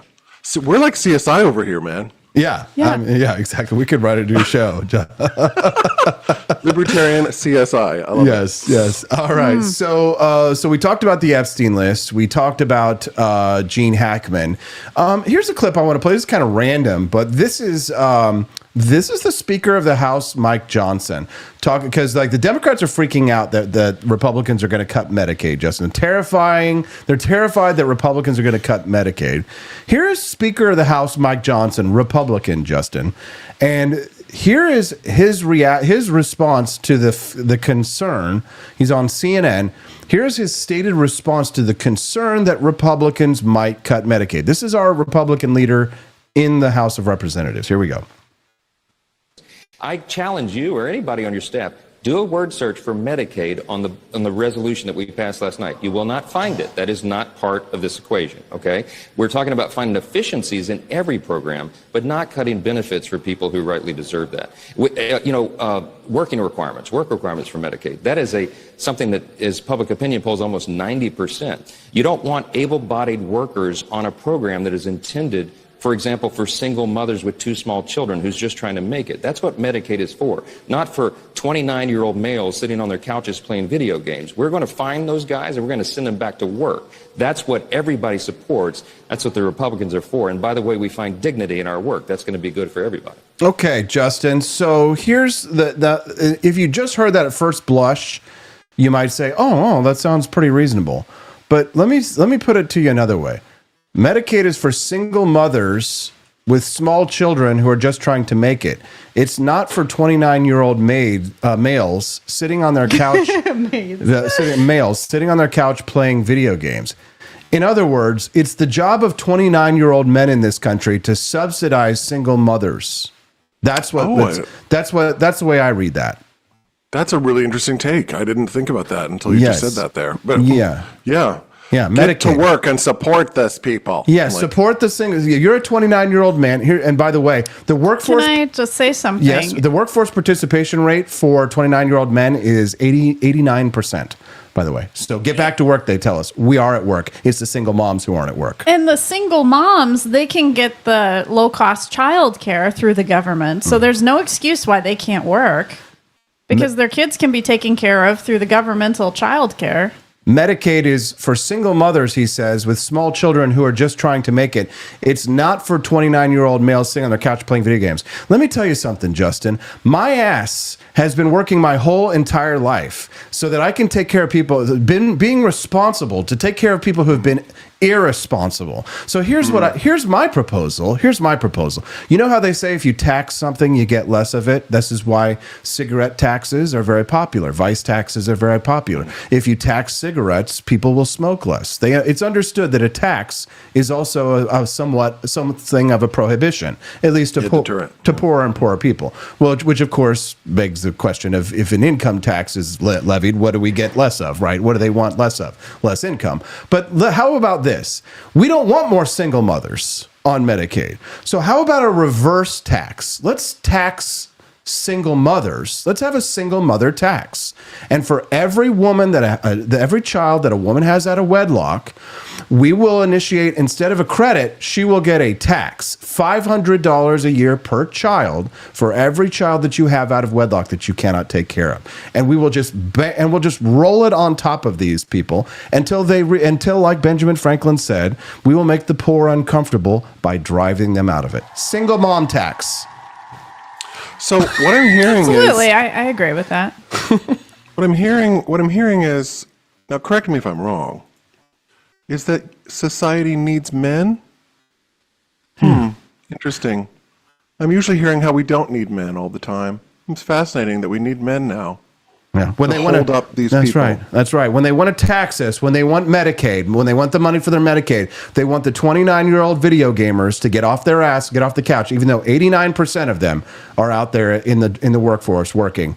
We need to get off the couch. It's not the single moms who need to get off their asses and stop spreading their legs for every piece of shit that walks into their trailer park. It's not them that you don't need to be mean to them. Don't you dare make the single mothers feel bad about being whores and having kids out of wedlock, going on public assistance. Don't you shame them. No, it's the productive members of society. It's the productive class. We should be ashamed, right? The taxpayers that how dare you sit on your ass and enjoy your life and enjoy the fruits of your labor because it belongs to someone else. I'm sorry, but the Republicans are no less socialist than the left, in my opinion, most of them. Many of them. Yeah, it's just how they want to redistribute it, right? That's basically all it is. Just who gets the money. Yeah, I'm like, get out of all of our pockets. Yeah. You're right though. I hate the man bashing. You know, I mean, I'm in the man bashing world every single day, and it's just really, it's demoralizing. You know, that we don't need men, and then it turns out like actually, you kind of do need men. Yeah. So they're talking out of two sides of their face. So in terms of free healthcare, I definitely think about this a lot in my own mind of who is deserving. And the only thing that I've come up with is children and people who are so disabled that they can't work. Those are the people that I really say, what would they do if we didn't help them? Sure, charities are around, but could charities really support all of those people? No, and this is the thing about the eviscerating of the church. And I'm not, obviously I'm measured in what I say, but church used to do that. And when you take the church out of the culture of a society, you lose a funding source for things like this. The church goes away. You don't have a strong religious community in your country. You lose this aspect. I was looking up yesterday because there was this big thing about the Kennedy Center. You guys have been probably following that story where Trump kind of came in and took over the Kennedy Center. And I was very curious, and I looked up in the Middle Ages, the Renaissance. One of the highlights of human civilization, really, in my opinion, was the Renaissance in Florence. And I was very curious about where did the money come from? How did people pay for the Renaissance? Where did that money come from?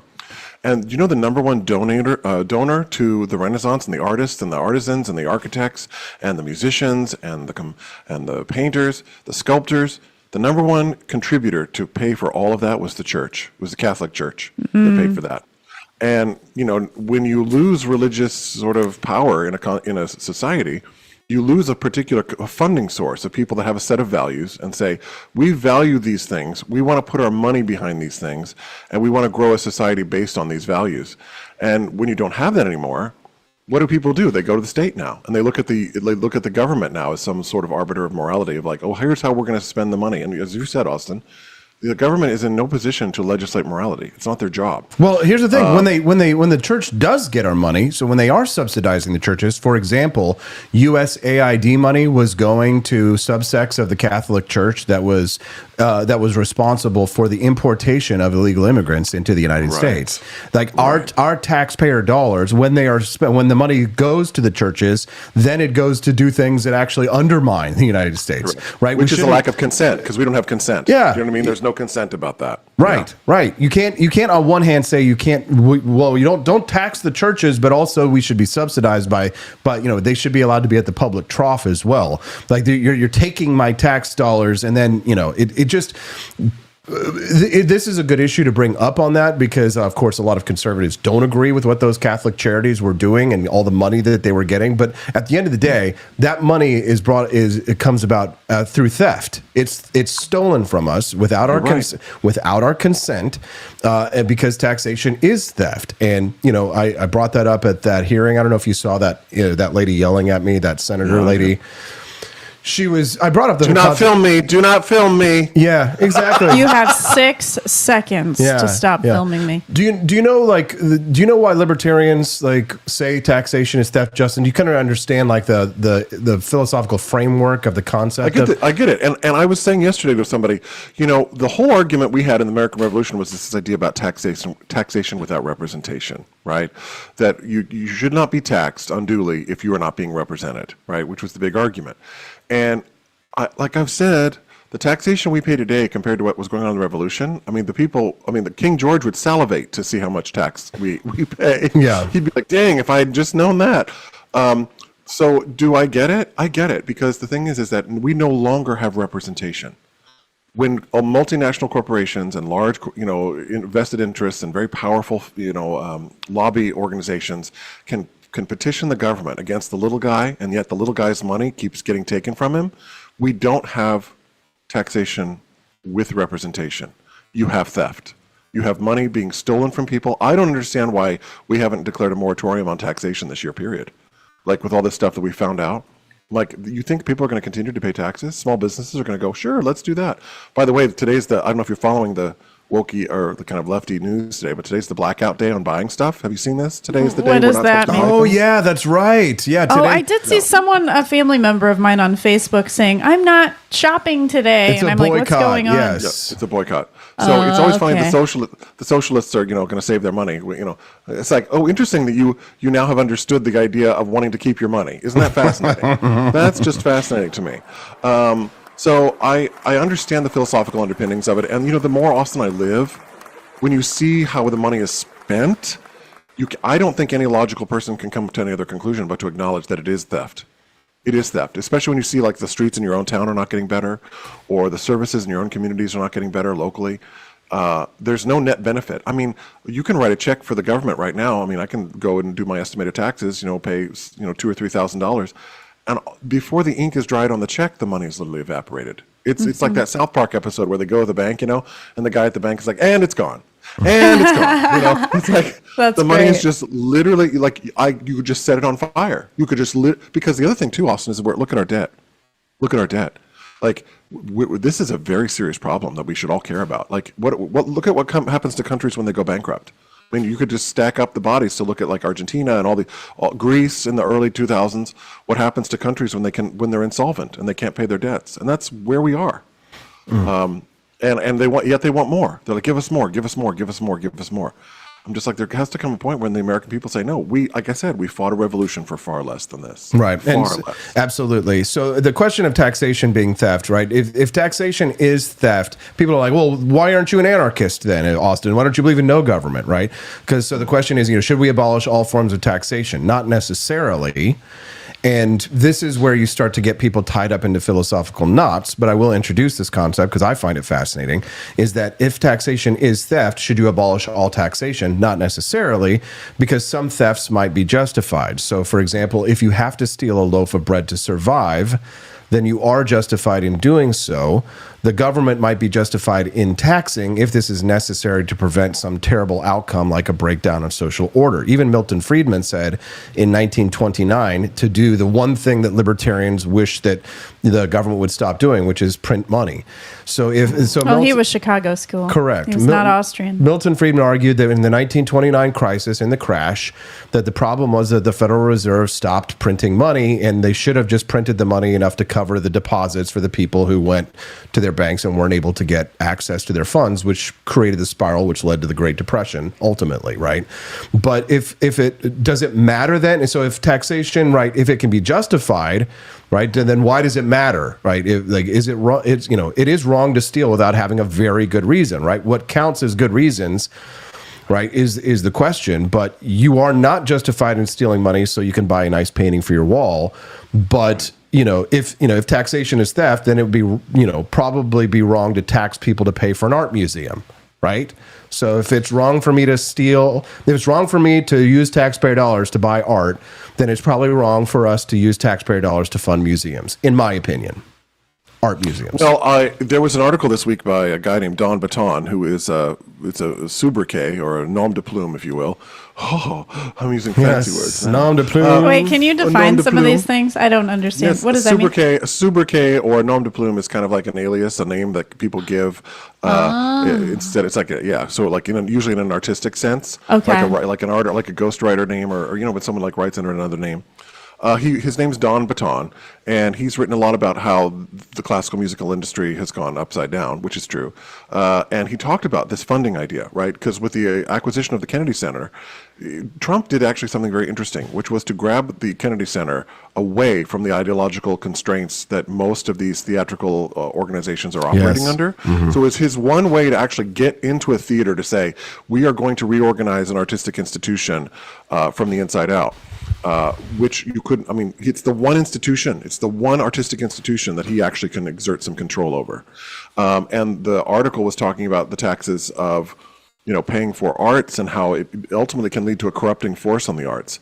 And the institutions of like Opera America and different. Now all the Democrats don't want the government in the arts. Now that Trump controls the Kennedy Center, now the Democrats are being hoisted by their own petards. Well, because it's art that they don't want. Well, it's not even art that they don't want. The first announcement they made was that there was going to be a Christmas nativity at the Kennedy Center. Right. We don't have shows yet. We heard the Gay Men's Chorus canceled. Dude, I've been having. Yeah. We're obviously in the entertainment world, Justin. So we've got a lot of people who are really interested in this. So, and it is the end of the show, so we might as well indulge our audience and they can get our area specialization of knowledge here. But all of the people that I speak to in the arts, like this is a kind of a revolution that Trump has done overnight in taking over the Kennedy Center, because it is such a mecca for culture and the arts here in the United States. And the president can now it's a question of, can he fire people on the board? And I know a lot of conservative artists who would like to be on that board, who would like to, do Death of a Salesman, but not gay. Not don't put a woman in it and make it gay. Right. Well, and the idea of funding the arts like that is, like you're saying, the NEA is the channeling source, Austin, okay, for the money that goes into places like an Opera America, which then promulgates all of these Marxist ideas to other opera companies in the country. So they go out to these regional opera companies, right, out in the boonies, and they're like, oh, we're going to reevaluate your structural whatever for equity, making sure that you have equity in your opera company, and they push this stuff, and we've paid for it, and the taxpayers have paid for it, and I think that taxpayer money or government funding of art is a corrupting force on the art. I think it corrupts the art. And I don't think people should have to pay for it. And oh, you're a traitor to the arts. I'm like, actually, no, because I think the arts could be better if they had to compete. Man, I remember having this conversation with you, Justin, when you were at college in Lawrence, Kansas, staying at your house, and you were so on the opposite side of this argument. This would have been But you know what changed my mind? Here's what changed my mind. If you can, because first of all, I'm a fungible thinker. Yes. And I kept thinking to myself, I always look at it back on myself. I always return an idea back to myself. Would I want to pay for somebody else to be able to go bowling? I'm never going to go bowling, and they want to build a bowling alley. And then when you take my taxes money to go buy their bowling, to fund their bowling alley. I don't want to fund your bowling alley. So why should you have to fund my opera house? right? Yeah. It's good. What's good for the goose is good for the gander, as far as I'm concerned. It's the same So for like that's the what changed my NFL. mind. It's like when people are like the NFL. I don't watch the games. I shouldn't have to pay for the taxpayer-funded stadiums for the same reason that people don't pay for my karate classes. Right? They're not paying. They're not paying me for all this, all of my entertainments. I shouldn't have to pay for yours. The main thing that I think people should pay for, which is why I'm kind of upset with the Amish people, is the national defense. Because if crap went down in our country, we are going to be defended, and that's what we're paying for in terms of that. Steffi doesn't like free riders. No. Seriously, then the Amish people need to take up arms and start fighting for us then at the front line. I'm willing to allow the freeloaders of the Amish to be able to live in the United States and to benefit from our nuclear cloak of protection. But they should not be rescued from any natural disaster. Here's the thing. No. I don't want to hear any shit from the Amish. All right? I don't want any Amish talking shit and being like, United States, we don't have to pay an income tax. I'd be like, bitch, you sit under our cloak of nuclear protection. And honestly, Mexico and Canada really need to be a lot more grateful these days. I'm just saying. Yeah. I think you'd wait a very long time for the Amish to get online. Well, yeah, like they would have no idea that there's like an attack coming because they don't listen to any radio, phones. nothing. Yeah, nothing. Like we don't have the nuclear siren. We don't have the nuclear sirens anymore. When we were kids, didn't they used to have, they had for the emergency sirens? I'm pretty sure. Well, we still have emergency sirens. In the 1980s in Raymore Elementary School, that there would be there was a special nuclear alert. Did you ever do a duck and cover exercise, Justin? No, I did. We never did that. We did too. We did fires and we did tornadoes. We did fires and tornadoes, but I remember specifically at least one duck and cover where we all practiced getting underneath our desks as children in case of I don't know what era you lived in, buddy, but 1984 to 1985 to 1990.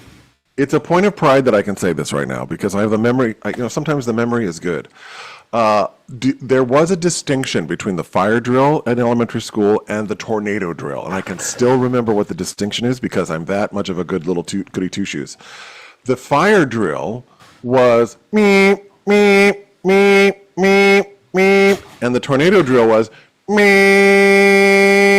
And they made the distinction for us in school. They said fires like to jump, so fires make a jumping sound. Beep, beep, beep. So the fire was jumping all around. Oh my and then the tornadoes, when they touch down, they just go tornado touchdown. The tornado's just touching down. So we would know instantly if it was a fire drill or if it was a tornado drill. Yes. These people are getting bonus content today, and they're not paying for it. Pay the toll. I'll take my top off. Well, and they did not contribute to your special gun show after the show. Yes. And now we need to give away. We are giving away a free prize to everybody. Yeah, AK-47 keychain. Yes. And the winner of the AK-47 keychain today is Fiery Waco for being a monthly sub. Fiery Waco is a sub. Nice. So text us. So Fiery Waco, if you want to get your AK-47 in the mail, then send us a text at 573-319-1586. The text lines are open. You can text us. Anybody can text us anytime they like at 573-319-1586. But since we do monthly giveaways for our monthly subs, and Fiery Waco is a sub. He's kind of a newer one, but he's joining us here today. I see him in the chat. He is the winner of this month's contest, the free prize giveaway. Congratulations, Fiery Waco. You win the prize. So, yay. One more time. So text us at 573-319-1586, and we will get your prize to you. There you go. Take a screenshot if you need to save it. That's 573-319-1586. Fiery Waco, we will send you your AK-47 in the mail. I hope you shall enjoy it. Yes. The rest of you, freeloaders, like the Amish. They're watching the Wake Up America show. They are. They're under our cloak of comedy protection. They need to drop those rumble rants, right? It's 9:03 a.m. We're already doing overtime for these guys. Show us you love us. Show us you love Freedom Family Friday. Make sure you drop a rumble rant or go to forlibertyshop.com and make your purchases today. Drop a rumble rant before we go today. I think we've covered everything, Justin. We did Epstein. We did the conservative influencer cringe moment. We talked about Gene Hackman and our theories of how he died. Is there anything that we missed today, Justin? We talked about the Kennedy senator. I feel like even though we talked about poop, even though even though it felt like everything was like kind of all over the place, we ended up pretty much covering, I think, all the big topics. So what do you say? I think we did, and people need to give you lots and lots of money. They do, yes. Aw, Drop thank some you. Rumble Rants, guys. Shirtless Justin overtime, says Drew Van Runkle. Wow. And I'm sorry that I'm a Jayhawk. I went to school because of the teacher. I didn't go because of the program. The program was not that great, I'm going to say, okay? But the teacher I had was very good. And I had great experiences in the theater department because the theater was really well run. But, yeah. Lawrence, I don't go into Kansas. that. I don't go into that whole, like, rah, college bullshit. Yeah, I'm not into my alma mater. I've never gotten into that. My undergraduate I am, because my undergraduate program was absolutely the most incredible program in the world. It was just amazing. I love my college experience. Yes. Justin, we love you. Thanks so much for love you making too. time for us. We hate when you're not here. The audience gets mad at us and we don't get as many views. So please come back and join us more often, okay? Do it. All right. We love you, bro. Love you. Okay, love you too. Bye. Decision Points over there in the chat says, Happy Friday, Peterson's great show. Thanks so much for joining us. Are you Dr. Joseph Ford Cotto, by the way? I'm pretty sure I know. Pretty sure I know the Decision Points guy, but I'm not entirely sure. Nelson65 says, take it off. Andy Opperman, here you go. It's just like the foot cam. There needs to be like a Justin cam. Well, speaking of foot cam, do you want to show him your Billiken socks real quick? What do you say? Wow, this might be a little weird for the people who do have foot fetishes. But No, yes. they want naked feet. So show us So Billiken, he is the mascot. There's mascots all around Japan and every little Every what is it? district- every district. Yeah. So in Osaka, Billiken, he's this little cute Buddha-looking baby. They probably can't see very well, but anyways, Hold on. Let's see. he's the lucky god. And I just thought he was adorable. And the one regret I have is I did not get a photo with the Billiken statue in Osaka. But I did get socks. And I thought I had lost one of my socks. And so Austin, for Christmas, about a year back, he ended up ordering me more Billiken gifts and socks. And I had to call a friend in Japan and have him collect them because you couldn't get them online. He had to go to the shops to get them. Because if you type in Billiken on Amazon, for example, you get the mascot for St. Louis. Right. Which is, since your birthday is coming up, Yes. we're going to go to St. Louis. So that I can go to the new Japanese home goods store called Daiso. Yes. I'm very excited. And there's also a world market out there. There's an Asian world market. We're going to go to the Daiso store for your birthday. And since you didn't get a picture with yourself in Billiken in Japan, there is a Billiken statue in St. Louis. That's the only place there is one. So maybe we'll get you a little picture out there for your birthday too. Thank you. I get to meet Billiken. Osaka, not to be confused with Nosaka. Thank you, Quest Fanning. Thank you, Drew Van Runkle, Sign of Jonah, Whitey White 14. If Floby Tenderson's still out there, if he didn't leave after the poop talk. He probably is in the crapper right now as we speak, taking his morning poop. Mongoose 87 joining us, as well as Sign of Jonah and Nelson, Clementine, Diug. I think I hit it. Dad Bod Baboon, Fiery Waco, send us a text. Joni Rankin, we'll see you guys on Monday. And don't forget, Tuesday night, new show. We'll see you guys later. Steph?